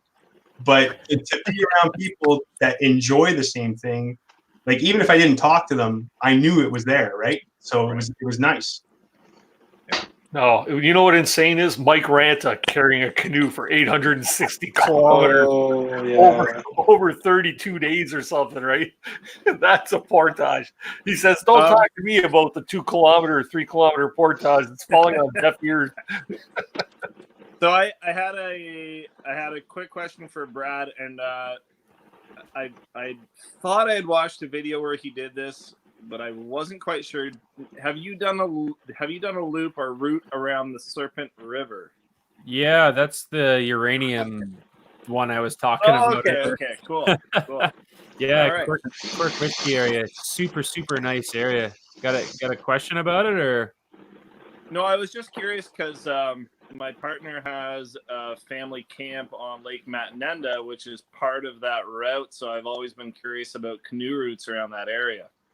It's doable with a bit of struggle, but it's so gorgeous. It's absolutely amazing, incredibly gorgeous area. So, if you got the time, I got maps and stuff. If you go to my CCR and you look Quirk Whiskey, there's a map on there as well. Or just shoot me an email. Awesome. So thank you. Yeah, man. Enjoy. Next question. And kind of a nerding out question, and maybe I should have noticed this, but does it depend on the trip? Are you strictly stove and fuel and Teflon coated guy, or are you a campfire and stainless steel guy? Depends on the trip. I mean, winter, we're cooking over the fire a lot of times just because it's easier. I use a reflector oven a lot actually to cook as well too. So that's obviously directly in the fire. Like Thanksgiving, Leah and I will go out and we'll cook an entire Thanksgiving feast, complete with the pumpkin pie and the stuffed turkey and all that stuff. We do Cornish hen. Oh, that's impressive. You're looking for another person to come along and So, anything, you can cook anything out there, but yeah, I don't know, mix it up on some of those like slogging trips. Yeah, I dehydrate my own meals at home and then just put them in the boiling water, and that's a quick, easy meal. But it really depends. I won't. Yeah. Well, I'm going to pop up a question because this question, I've had my pointer on this for a while before I started inviting the guys in here, and it's from Backcountry Canoe, and he's asking, "What's your favorite camping meal?" Ooh, that's a tricky one. Well, the whole Thanksgiving shabacle is a really nice one, but Leah and I do a really, really, really nice shepherd's pie, and that's one of the favorite meals that we'll go out there. So we'll dehydrate your basic. You can rehydrate shepherd's pie? Yeah, you can. Yeah, you do filling first. The corn, man. I don't know, man. The corn just doesn't seem right. No. You got it. The trick is to do the frozen corn. And I've done the frozen corn, but it just doesn't work. Do you do it individually, or do you do it all together with like your whole mix? No, I do it individually. Put everything in separate things, and yeah. The way I found the corn works better is if you do it all as the mix. Okay, I'll have to try that. Yeah, definitely. And the trick is too, just pour boiling water, let it sit for 10, 20 minutes, do something else, set the tent up, do whatever, then come back, turn it on, and then let it simmer a little bit. That's my whole deal. I get to camp, we get there, I start rehydrating before we do anything. I'm sitting in my hammock, we're going fishing, my stuff's rehydrating, and then I come back, heat it up. But yeah, the shepherd's pie has just never been something that was great.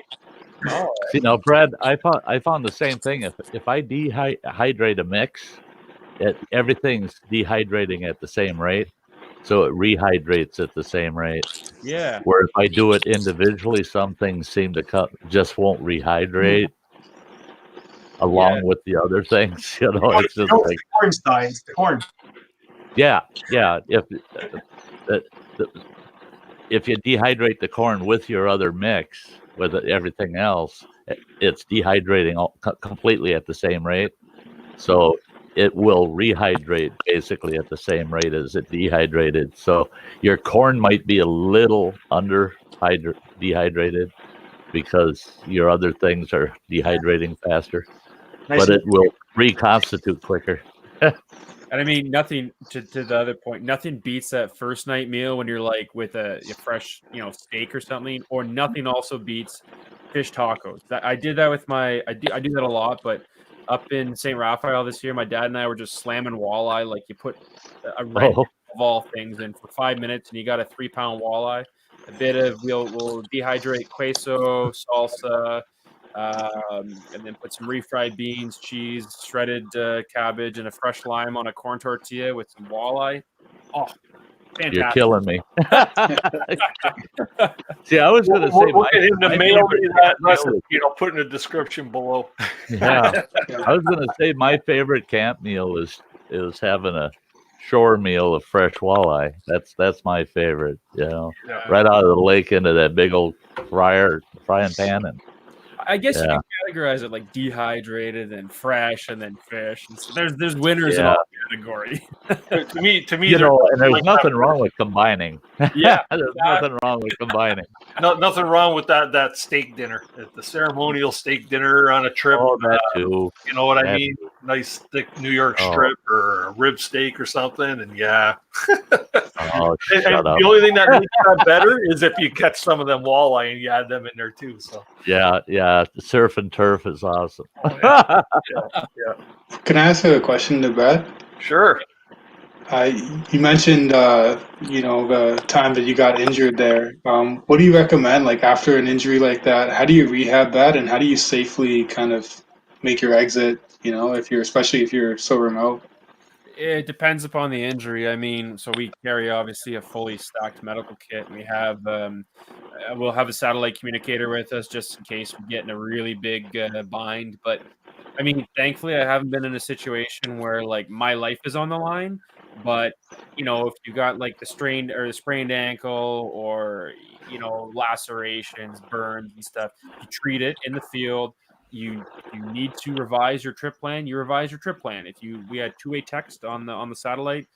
If we need to, get an early extraction, not from like the OPP or whatever, search and rescue, but someone else to come and pick us up, we have that means. I'm never afraid to pull the plug if we need to pull the plug on a trip. There's no sense in ducking out early if your own safety is on the line. But having that experience, so wilderness first aid really goes a long way. And my worst experiences have happened in adventure racing. I was telling Dennis before the show that I almost had a guy die on one of the mountains up in Wyoming from hypothermia once, and then shock. And we got him his core temperature back up and stuff, stripping him down, putting him in the emergency blankets, and assessing the situation. And you always gotta be reactive to the situations at hand. So it really largely depends upon the extent of the injury and the situation. Mm-hmm. Yeah, for sure. It's like I say, you always got to alter the plans if something does happen. It happened to us this year on our trip. Where on our big trip, when one of the guys, you've seen it in the video, cut himself for 7 stitches from here all the way around like this. And we're thankful that it happened on our second day. So we had our first day in, nothing big, right? Because we drove all night. But he caught himself on a broken tree branch on the cedar tree. When he was ducking around, he come up and he caught it. And it, when you hit your head and you get that jerking, it just grabbed and ripped, right? We were fortunate enough that him and his son paddled back into Gogama, hit the first aid station there, and then they drove into Timmins, actually, to Timmins Hospital, and got them all stitched up. And we always take our trips rather than taking, doing a 7-day trip, we'll take a 5-day trip, do it in 7 days. So we got fishing days and take our time because we're getting older now. And our first layover day was our second day. So, yeah. Wow. But he was able to get patched back up and back out and finish the trip like a trooper. Yeah. I've got one, actually. First part for Dennis. How sweet is that scar now, though? You know what? I haven't seen Rick since. He lives in Niagara on the Lake, and I see him maybe once or twice a year, but it's usually in the summertime. He can't be swimming in the wine then, eh? Yeah, according you guys, a couple of you guys met my buddy that was with me at the outdoor adventure show. Like, he's my regular canoe partner, right? and it's his brother-in-law. So, but he said it actually healed up really nice. Like they did a good job stitching him up. That you could hardly see the scar. So that's awesome. Cool. Nice. Yeah. Second one for Brad. Most interesting wildlife encounter you've had that does not involve bears? God, that's an easy one, actually. Once Leah and I were camped on, we were doing the Mimmisogamy Doki Lost Route just near French River area, so from Restoule Provincial Park. And we were camped on, I forget the name of the lake, Lennon Lake, I think it was. Last night of the trip. And set the tent up and, went to bed and stuff. And it was around, 2 a.m. in the night.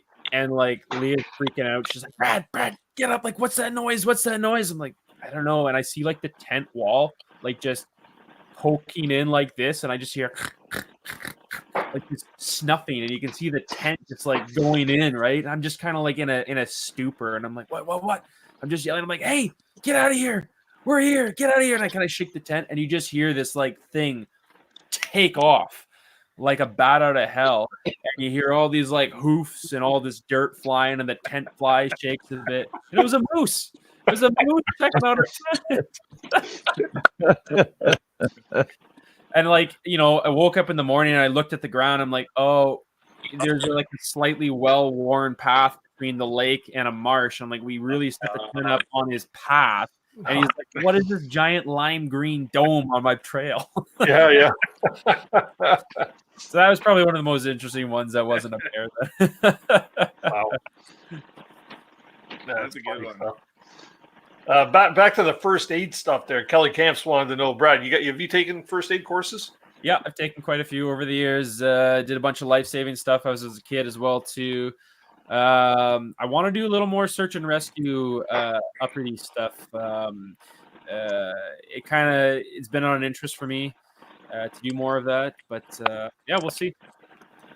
Yeah. So Mr. Callan, Uncle Kevin says, great presentation at the Toronto show, Brad. One of the best stories is that cache of snacks and beer that you hid halfway through.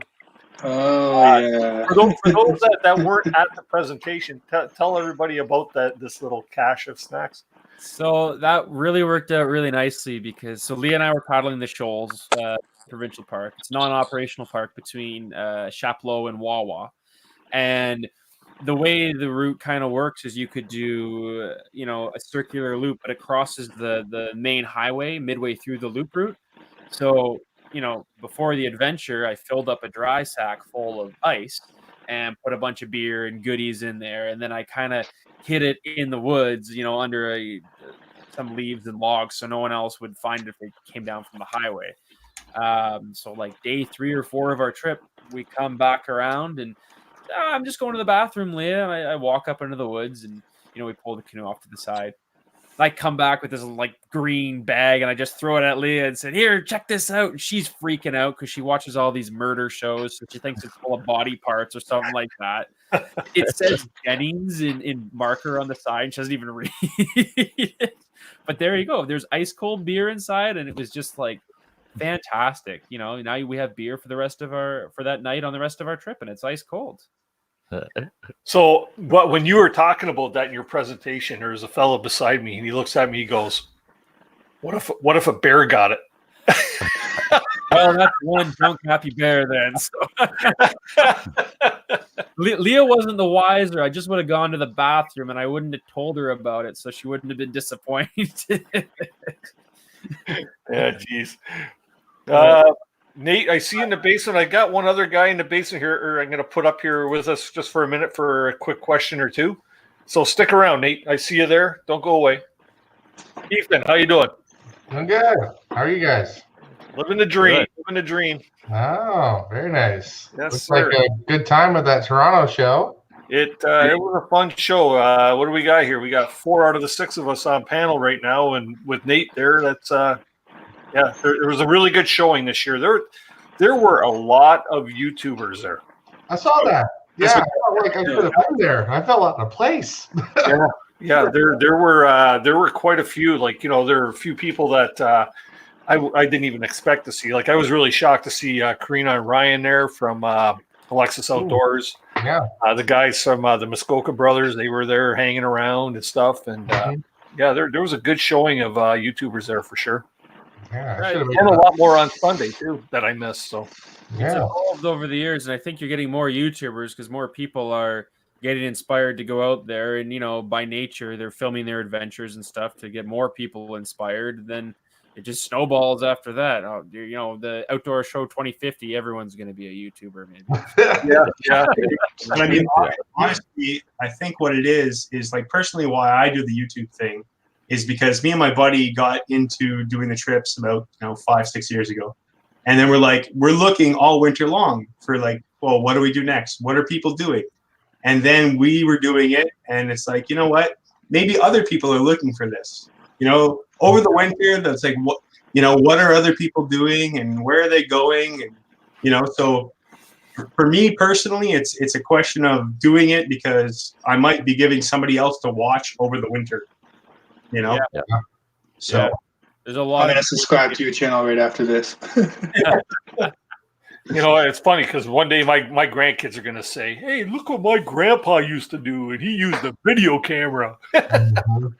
Right? It'll all be 3D virtual reality nonsense at that point in time. It'll look like they were filmed on a ham sandwich.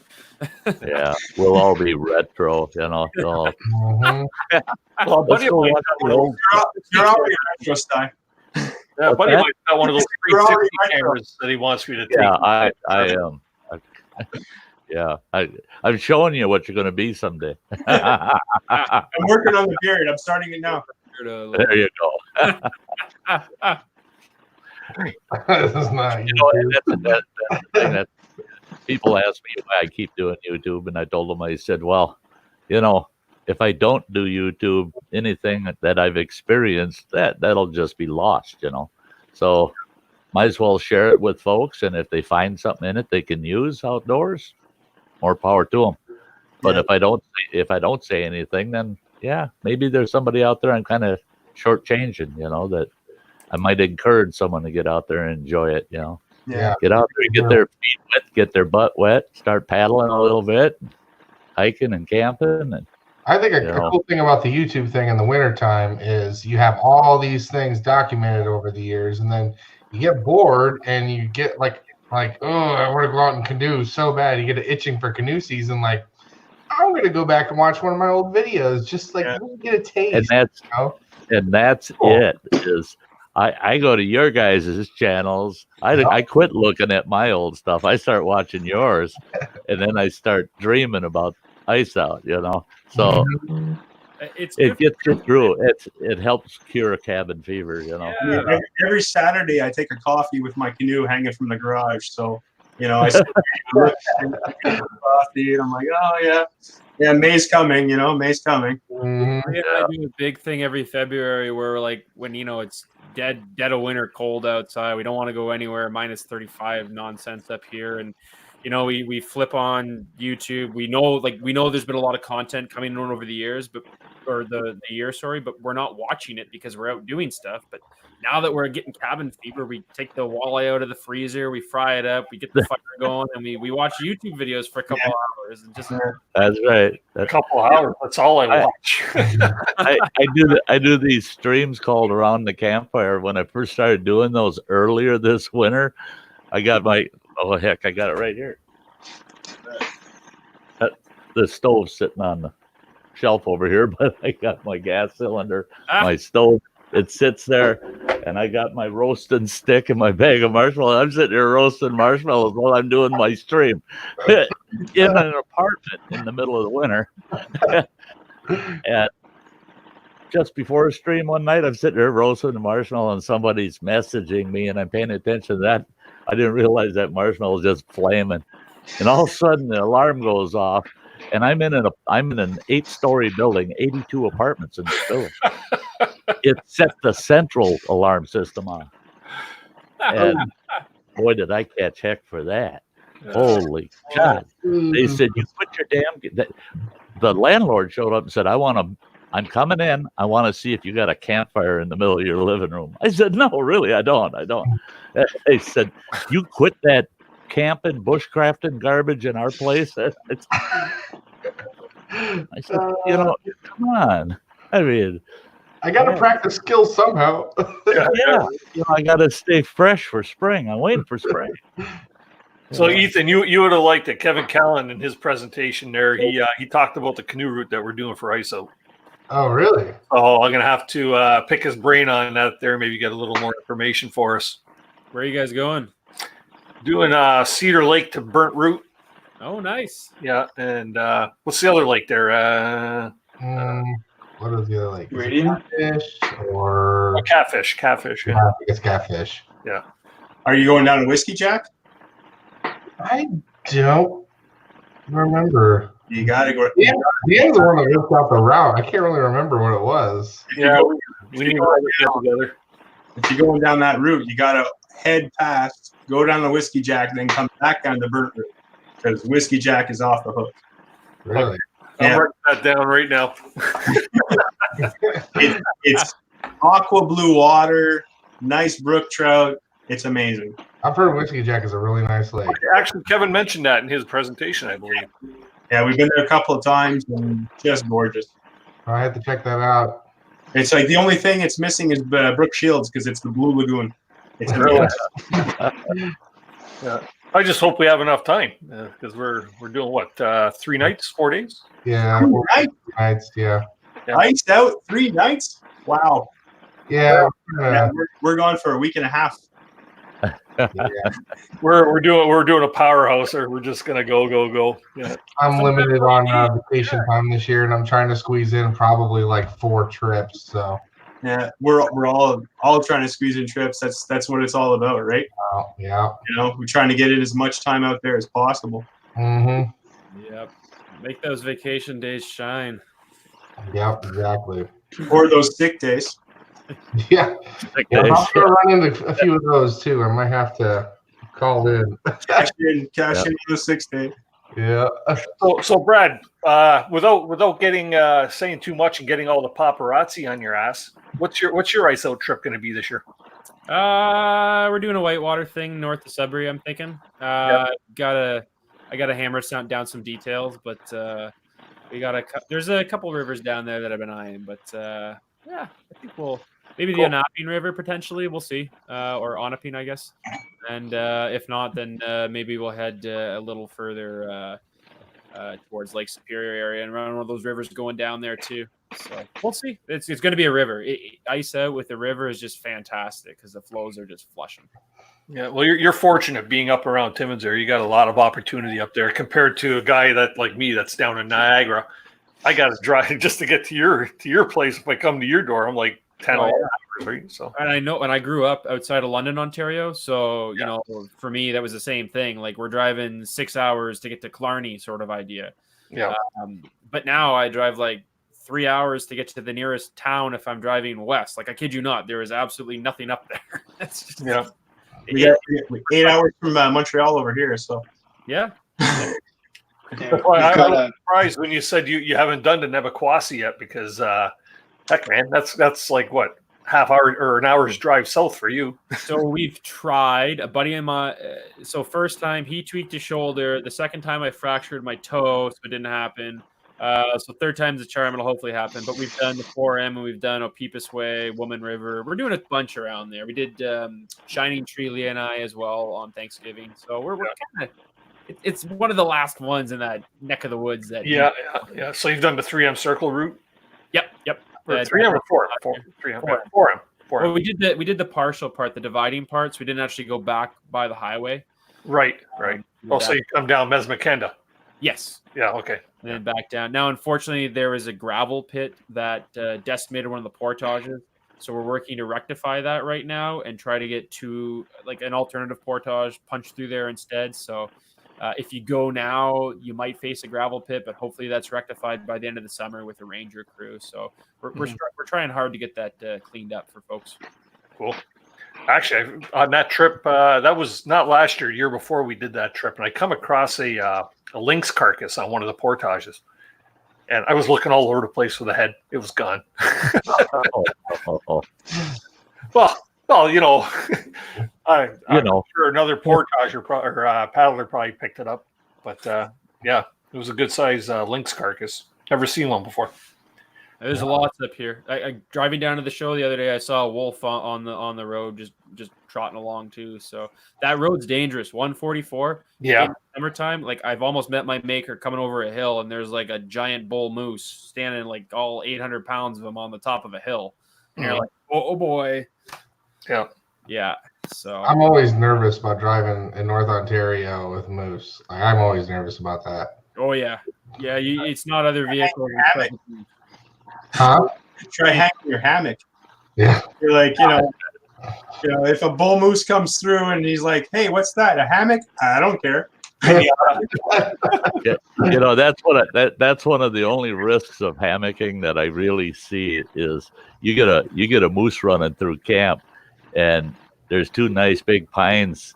That little string of something in the middle, he don't care, and you just better hope you're not in it. Don't happen. That's Yeah. Well, I mean, a couple of years ago, me and my buddy were on, I think it was Phillip Lake, and the only campsite available was on the top of the hill, and the wind was just whipping through. And we're like, yeah, we're not setting up on the top of the hill. So we actually went down to the valley, and the only place to set up our hammock was right in the middle of a game trail. And we're like, yeah, you know what? I don't care. If a moose comes through, he comes through. If not, yeah, that'll be a ride you'll have to talk about. There's nothing you can do. No. You just don't want your hammock lines getting tangled up in his rack. Honestly, he can take my life out. I don't care. It's just I paid a lot for that hammock, so You got Nate Muskoka still in the basement here. He's waiting patiently. You still want to pop on up, Nate? I can jump out. That's fine. Huh? I can jump out. Well, if you I can jump down. I can jump down. Bring Nate back up. Yeah. Well, don't go away though. No, I'll be here. I'll just be in the basement, but I'll monitor. I'll moderate over here. All right. I'll be here. He's scratching his head down there. Sure, I'll be here. There we go. I just wanted, just in case you had a question, man. No, it's all good. We're all good here. No, I think Sty's fire alarm story takes the cake tonight. I'm pretty sure. Well, you've never heard that one before? Yeah, man. He, if you're not familiar with Sty North, you got to check out his channel because he does a lot of live streaming. And I'll tell you, man, this guy's got life experience, and he'd be a great guy to have around a campfire. Days. Totally. A campfire that could last, like, you'd have to have like a 12-hour campfire for sure. Mm-hmm. Yeah, for sure. Yep. Question for Brad. I mean, tools that you use when you're doing these lost routes, is it Google Maps and then the Crown Land Atlas, or how do you kind of coordinate points and routes between with all the old canoe route stuff you're doing? Yeah, so I touched a bit of that in the show. One of the other things, the Crownland Canoe or the Kupla Crownland Atlas is an invaluable tool for seeing land status and stuff, obviously. But I use a lot of aerial photos, so that's ortho photos, which are really high detail. Then I'll use a lot of topos. So online, if you go to like Acme Mapper or My Topo, there's free topos of like the entire portion of North America. So you can actually look at topo maps, online beside the ortho, and then you can kind of do a cross, analysis between the two to see what lines up. I didn't know it was a thing. Yeah. There's a bunch of links. I got a video somewhere on the YouTube as well that kind of shows some of these resources, and there's links in the profile of all of them. Oh. Actually, I watched that video through your website. You've got that video on there about the mapping and the resources on your website. So, yeah. So, just trying to use a bunch of different tools to help you out. Obviously, those old M&R route pamphlets, and then I'll make the maps myself. So I'll get those topo maps, and I'll try to put, where the most probable location for a portage is based off the satellite and the ortho. And you use different services because sometimes the satellite photos are out of date, or the ortho photos are obstructed by, whatever. So there's different resolution of satellite imagery too that you can use. But essentially, like, I'm a bit of a GIS nerd, so I like to just kind of like combine everything and get the best possible picture. But I can just spend hours just kind of cruising through all those different aerial imagery and stuff like that. Once you get an idea of what, like, you know, what a tree looks like from the air based off what it looks like on the ground, you get an idea of what everything kind of looks like in terms of terrain. Yeah. For those of you that have not been on Explore the Backcountry's website, go on there. Like, not only is his YouTube channel really useful, but his website, even though he says it's not updated, you wouldn't know that. You wouldn't know that if you didn't know that, right? But, I've been going through his website, and there's like all kinds of tips and tricks and information, both from him and his father, Wayne, and you know, it's everything from like camera tips, techniques to food preparation you guys cover a lot. Your website is very extensive and it covers a lot, as well as his mapping. He's got on there. You can see all the journeys that he's done, and I believe a few that you're planning on or on that map. All the stuff that's done is on there. I got to update some of that, but I'm gonna eventually release all our route maps in an easily digestible, like downloadable format too. Some of it's already on like a Google Maps repository, but you got to kind of dig for those links. But I'm going to try to make like a front facing, like, here's the route, here's the info. And then maybe we'll do like a digital download for like 99 cents to your GPS in the future, sort of thing. So still working out some of the kinks, and I've got another mapping project that I want to finish up for the Wildlands map at some point. It's just finding free time between everything. It takes a lot. And you're getting married, so you think you're going to have time to do this, yeah? Yeah, that's October. So this year is. Yeah. Okay, is that when the wedding is? October? Yeah, October. Cool. Soon. October wedding. Nice. Yeah. Okay. We got another question up. So Josie goes first for sure. Oh yeah, I don't website suggestions. Yeah, I don't need the names of them because they're all just like random HTML stuff. But actually, a really good one that is surprisingly really good in Ontario is the Fish Online. If you go Fish Online, it'll show you all the fish information for what fish are contained in every lake in Ontario. There's stocking reports, history reports, and what's been pulled out of those lakes. And the satellite imagery is really, really good for the most part. And that's Ontario coverage. I use that a lot. There's one that I use in Quebec that I really forget the name of right now. I'll try to pull it up. Maybe I'll post them on Facebook or something afterwards. I'll put a detailed information list out. But yeah, Fish Online is just a really good one to go to because then you get your fish information too, and you get amazing aerial imagery at the same time, or satellite imagery rather. So, cool. Awesome. So actually, I have a question for Brad. With all the places that you've been, like, you know, like lost canoe routes and whatever, have you ever planned like this is going to be epic, and it's epic when you get there, and versus like you get there and it's like, okay, well, this is kind of okay, it's good, you know. I mean, there's always something fun. They always surprise for a different reason, right? And sometimes you're right. Those routes that like you were so jacked up about, it's like, okay, it was pretty good, but you still had a great time. But it's often the surprises where it's like, this will just be a fun, easy route. And then you get there and the scenery is like mind blowing. Like there was a lot of stuff, even like Wabakimi. We did Wabakimi Kopka River this year, but we went up the Collins River, which we weren't expecting to be very scenic. But we get there and we're like in canyons the entire time. And I'm like, we expected this on the Kopka. We didn't expect this on the Collins. And that's one of those like, man, this is incredible. Like we researched it. We thought there was going to be like some scree. We didn't know there'd be canyons and stuff. So you do get surprised. I would say we're more pleasantly surprised because nature always has a way of just like, you know, showing you some awesome, incredible stuff. Yeah, it's never disappointing, right? Exactly. Like you said, there's always something, but it's, like I said, when you take that much time to plan something and route something, it's like, you know, every now and then you kind of like, oh, okay. I've kind of seen this before. Yeah, and you know what? I'd say there's maybe some portions of routes, but if you're going out for like, you know, 10, 14 days, it's highly variable. And like we paddle anywhere between 20 and 40 to 50K a day sometimes. So you're covering ground and the topography is going to change. I mean, for example, Dad and I did St. Raphael signature site this year, and every other lake or section of river we went on was, to me, it was incredible because it changed from like really rugged looking like Wabakimi and woodland caribou to like the very flat sort of areas you would associate more with like the James Bay lowlands, and it's just highly variable at times in that park too. So that's just an example of just like every 20K something different. That's what we look for. Yeah.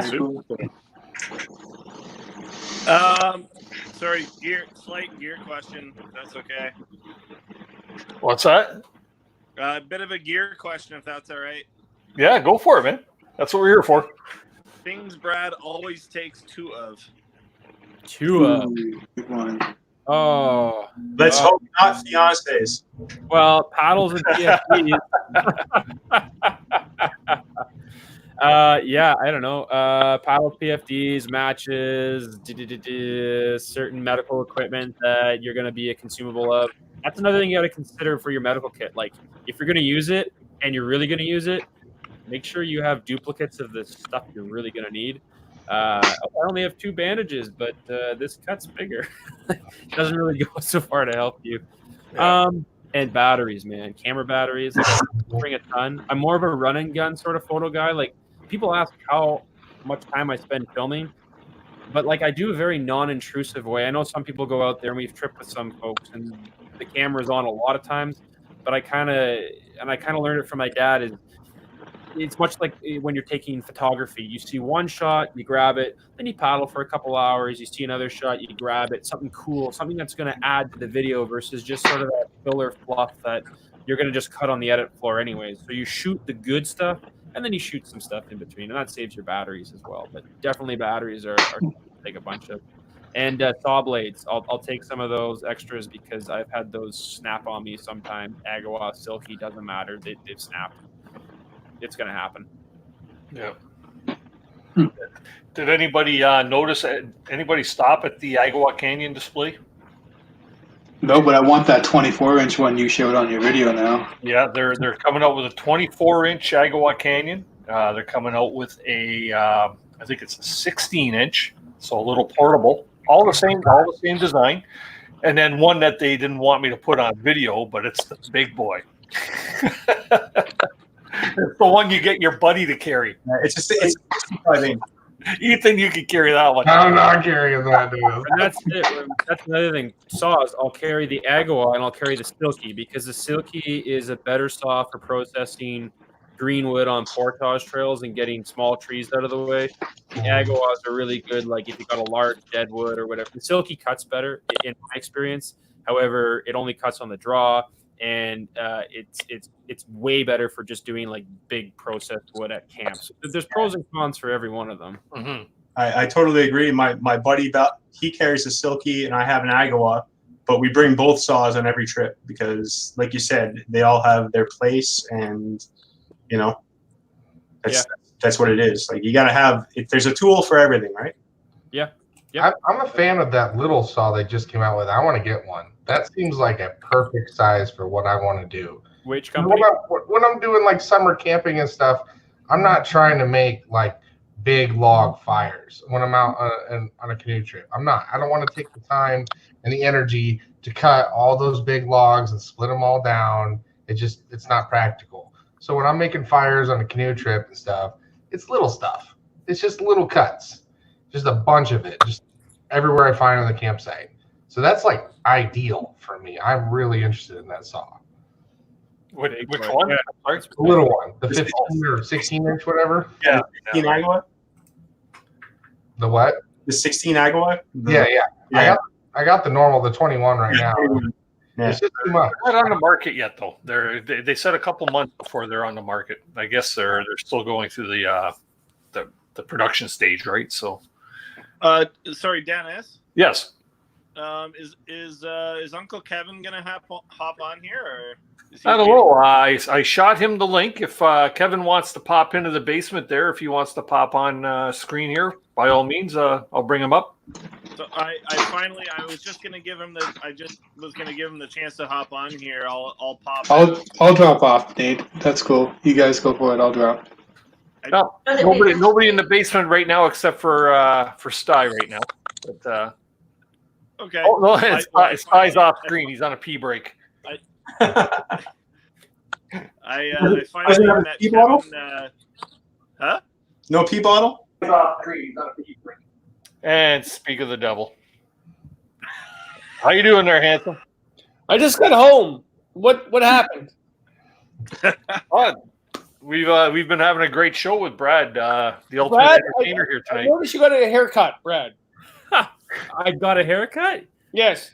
Yeah, well, wait till you see the footage from this year. It's like crazy man bun style when it actually comes out. Are you serious? You're still a man bun? Really? Yeah.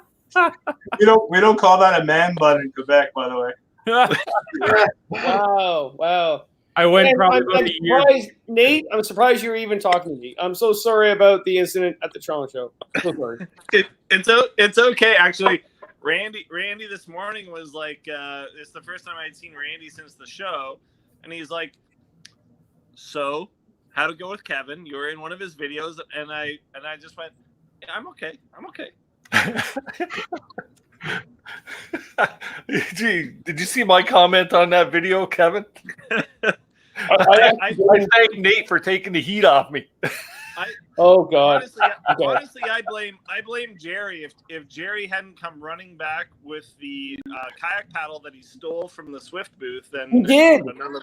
None of this would have happened. Yeah, and yet Jerry did not show it. He gave it to you, so you took the burn, right? So I was. It was a spur. Yeah. You know what?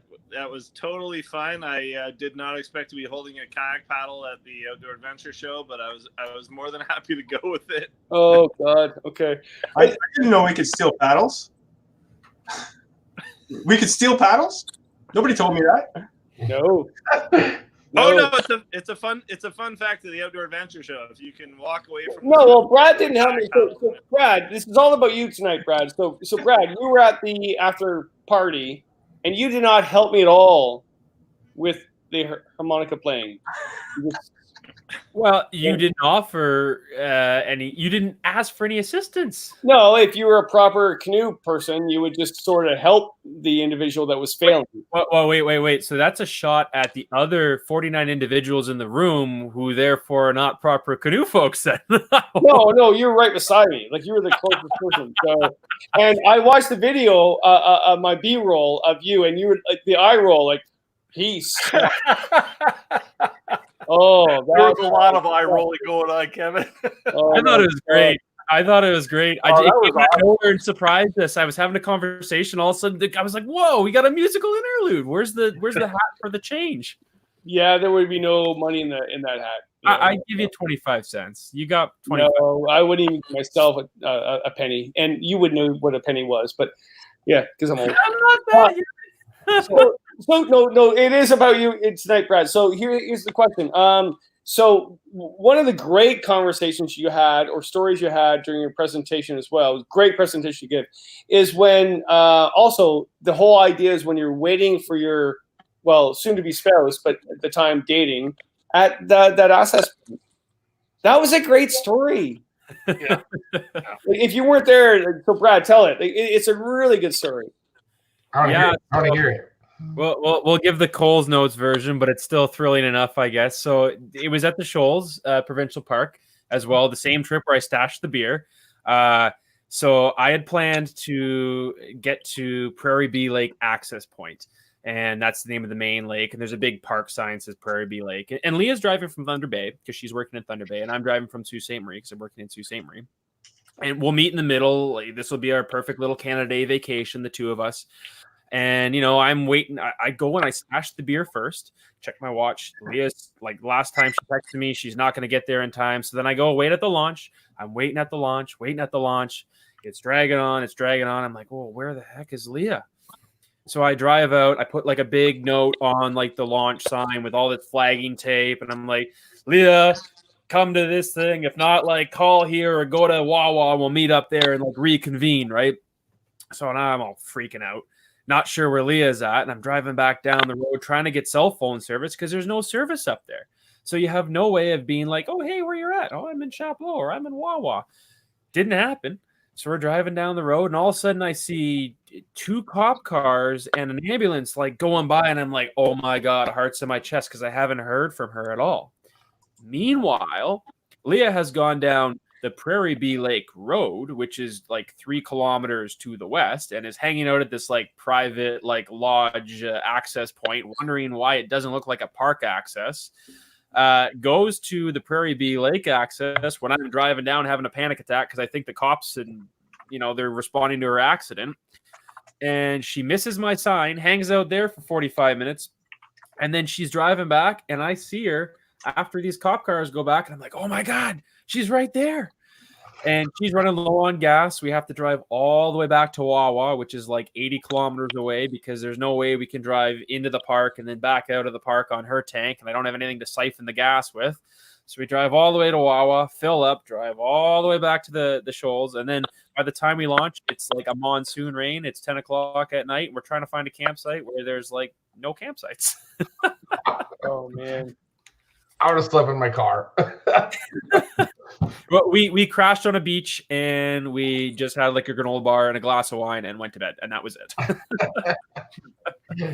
But yeah, that's the cool version without all the extraneous details. But that was quite an interesting time. Brutal. Yeah. Well, so yeah, because you guys have done some amazing trips from them, right? So and so tell us about that. Like basically, there's a connection that you guys have on trip. So couples that trip together, like is it true that they say, well, a true marriage will be solid if you trip together and survive? Or I mean, that's hard to say. I think it's going to differ for everyone and your own relationships, obviously. But yeah, I mean, I think once you kind of overcome a lot of those strain, those stressors and stuff like that, it kind of puts a lot of things in perspective. And we've been through a lot of things outside of tripping that have really challenged us. A lot of personal things.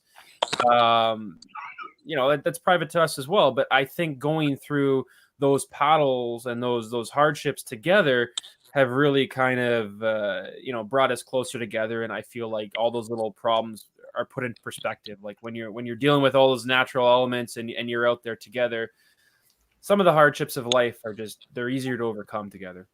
I think one of your one of my favorite videos is when you did the Superior Coast.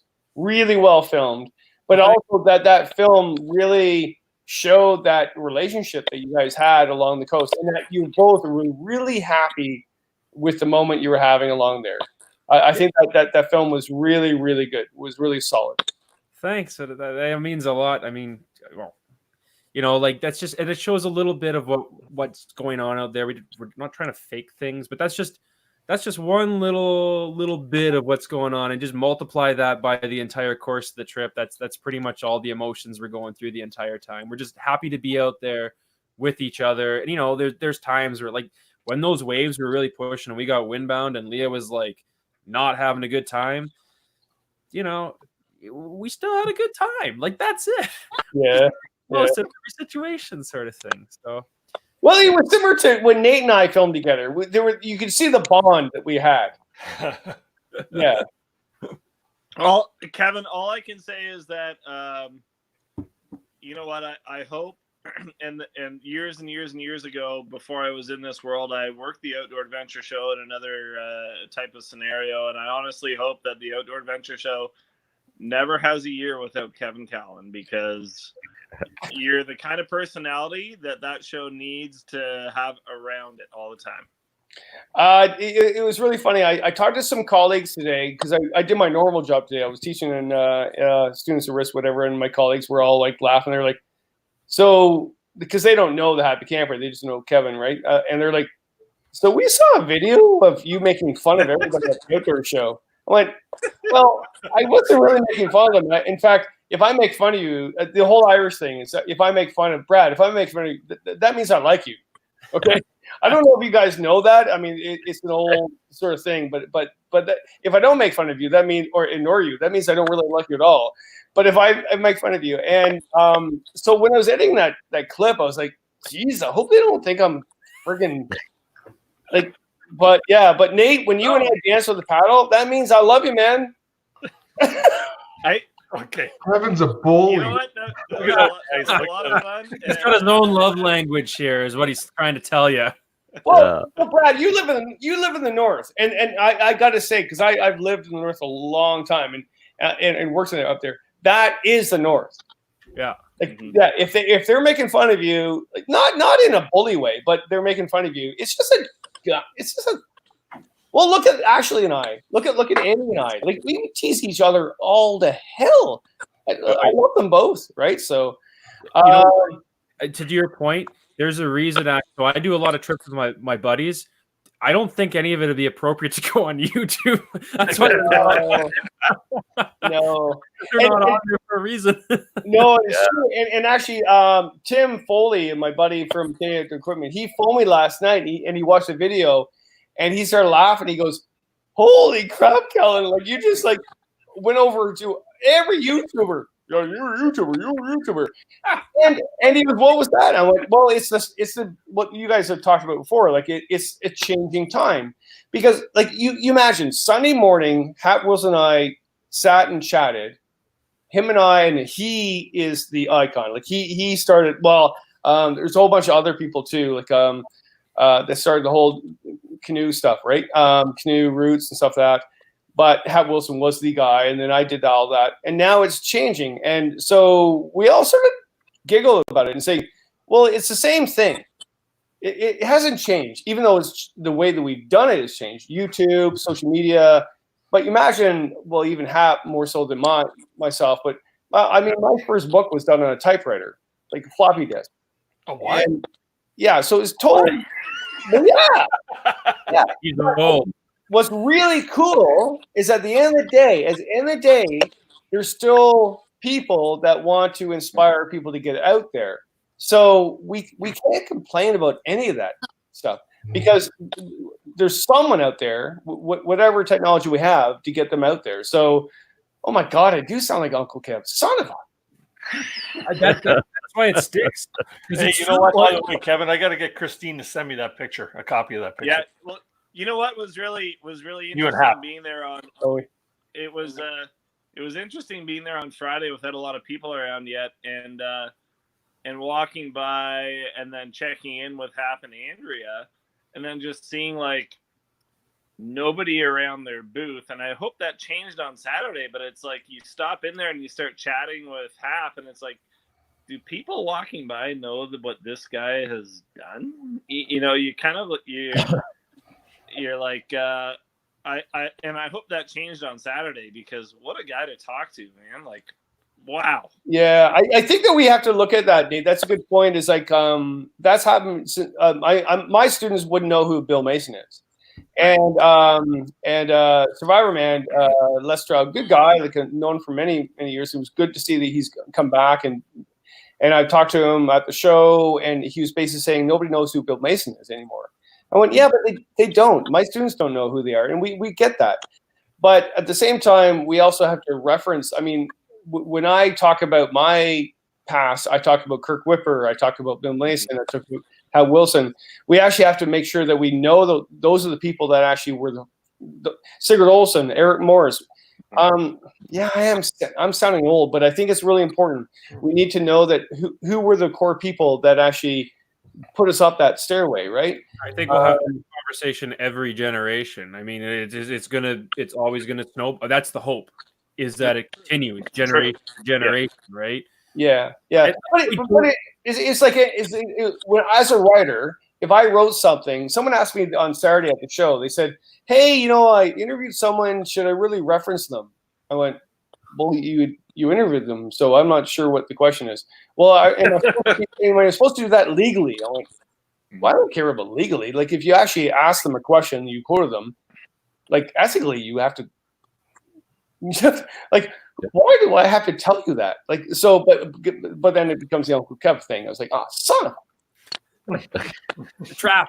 Yeah, but no, okay. So Brad brought up a good point earlier, in that he referenced a lot of his inspiration from Your Lost Canoe Routes book, which I also have been going through. And so as soon as he mentioned that as part of his inspiration, I went, oh yeah, I've been going through that book too. But, you know, for a lot of people, hopefully that is going to inspire them to be like, okay, so what book is he talking about? And then you know, that again is part of the whole idea. Well, if people don't know what they don't know, then we can't preserve these things, and we can't can't raise awareness. And that's why it's so important to reference people that inspire you or that you learn from.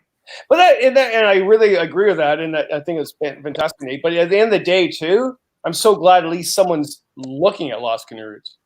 Like, who cares? Like, well, I do care about the history, but who, like, as long, like, it could be worth of nobody's even going in the woods. Yeah. Well, I've found that when you reference those people that have inspired you to do something, such as your interest in those lost routes, when you reference them after time, that leads to credibility to yourself. People see those references, and it lends to credibility to yourself that you're just not blowing smoke up there, Heine.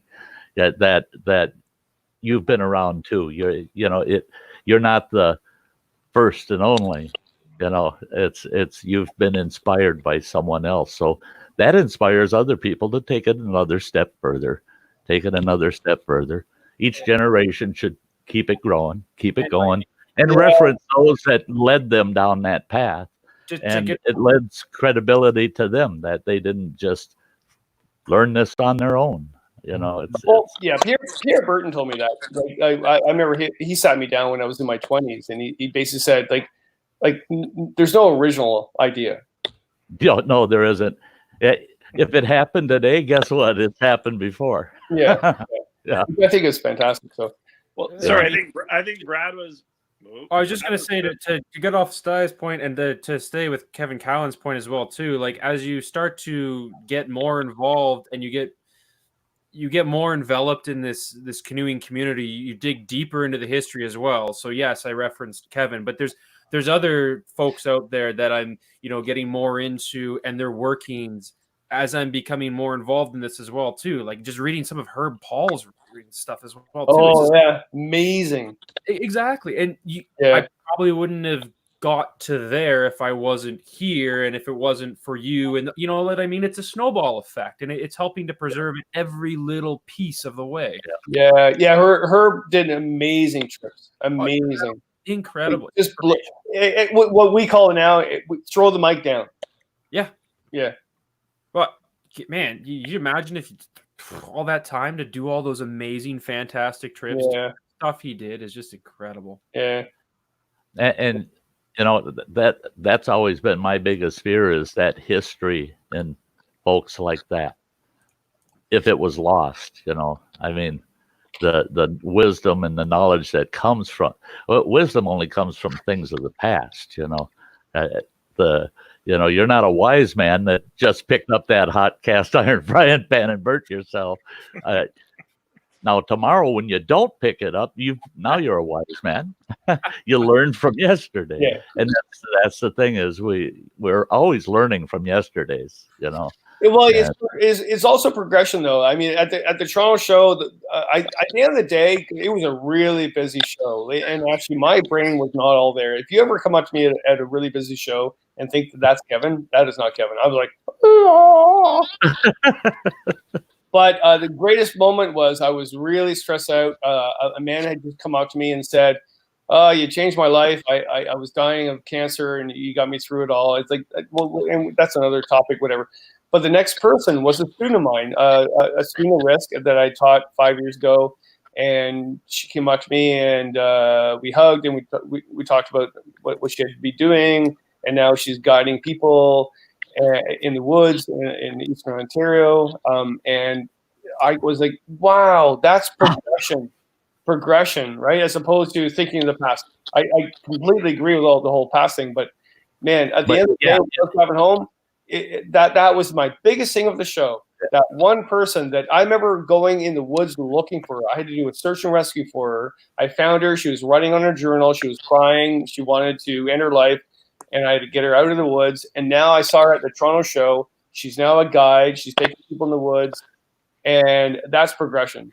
So, yeah. That's right. Well, and that's it, is through that progression, we're preserving the art of the outdoors for the future by allowing the future to progress. You know, there's a lot of people that are so set in their ways. There's people that won't share because they're selfish with what they've experienced. And if someone hears of those experiences or actually has an experience with you, they can take that and move ahead with it. And you don't know where a person will take what they've gotten from you. And you might not even realize you gave them something. No, but going back to Brad, because Brad, this is your night, man. Look, the progression. Look at your hair.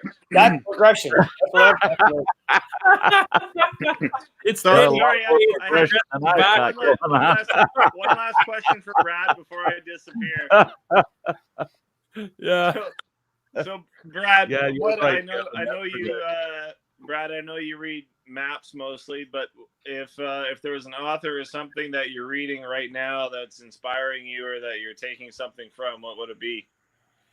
Whoa, that's hard. Like I said, I was reading a bunch of workings from Herb recently. I'm not actively reading something right now, so if anyone's got a good suggestion, I'm all ears for it. I've digested a bunch of stuff. If you do like maps, though, a map book which has lots of great little bits of history and stuff in it is the Canoe Atlas of the Little North. Really, really nice book. Yeah, see, thumbs up from Uncle Kev. There we go. Highly recommend it because it shows you all the geological, natural history. I'm having a brain fart on the authors right now, but man, they fantastic, absolutely fantastic. You talk about history, and I'm being an old guy, whatever. But Brad, the history of that book. So, Boston Mills Press that I published for many years, and now we're all retired. That went to John Dennison, and they all said this is a bad idea. Do not publish that book. And he was about to retire, and he goes, "I don't give a shit because I love books and I love maps, and this is an important book." And I don't think that ever made them any money. But I don't know the history of all that, but I guarantee that they made nobody any money. But that man said this book is important. That's an amazing book. It's amazing. It's incredible. Awesome. Nate, pick it up. It's well worth it. I think it was like $90. It's worth it. Best $90 you ever spent. Will do. Thank you. Well, you know what, fellas? Great conversation going on here, but unfortunately, we're approaching the 9:30 Oh my God, Eastern Ontario. I got in late. Jeez. Oh, So I'm gonna try to pack this in here by 9:30, so that'll give me enough time to do my closing statements. If the five of you would please stay in the green room here, don't disappear when I close out the video. Just like to have a little chit chat with you after we're all done. But yeah, we need to close this up. Anyways, don't forget next week's show is going to be on Canoecopia 2020. I'll be speaking with one of the main organizers, Darren Bush. you're going to Canoecopia? I am going to Canoecopia. That's what I was going to talk to you about, but we never got the chance at the show. No, we never did. Yeah. Yeah. Well, I'll call you. We'll chat. But yeah, so we'll be talking about that. They're going to be going over like the show's history, what we can expect this year in 2020, and what the future is. Yeah, there it is. I'll be seeing you there, Ethan. We're staying at the same hotel, I think. So that's good stuff. For those of you that haven't, please do check out Brad's website, his YouTube channel, and follow him on Instagram. I got the links in the description down below so you can get there nice and easy. Let's see here. If you haven't already done so, I'd appreciate if you could subscribe to Canoe Hound Adventures. Hit that thumbs up, but most importantly, hit the notification bell so you'll know exactly what's going on with upcoming episodes of Canoe Hound's Outdoor Adventure Show. We're working on some great, exciting guests for the near future, so we'll stay on top of that. I'll announce that on my Facebook page, which is Canoe Hound's Outdoor Adventure Show. Check that out as well. Brad, thank you very much for being a guest tonight. You're absolutely incredible. Hope we can keep in touch. Yeah, Dennis, for sure. I mean, I love what you're doing with the show. These are the things like these podcasts and these live streams are just absolutely fantastic. I think it really brings the community together. And like this panel is an excellent idea as well, too, that you don't get on like a podcast per se. So really love what you're doing and keep it up, man. You're definitely going to inspire some people to get out there as well, too. Awesome, buddy. Thank you very much. Let's have some hand claps in the chat for Brad tonight and the entire panel. Guys, thanks for jumping on panel and the others that had to duck out there. It's really incredible. So, yeah, once again, we'll see you next week, 7 p.m. Canoecopia show. And what do we got here? I'm going through my pages here. I have way too many pages for this show. Way too many. Yeah, you know what? That's it. I'm Dennis, Canoe Hound. Remember, people, keep the adventures alive. Have a good one. Cheers. Thanks, Carl.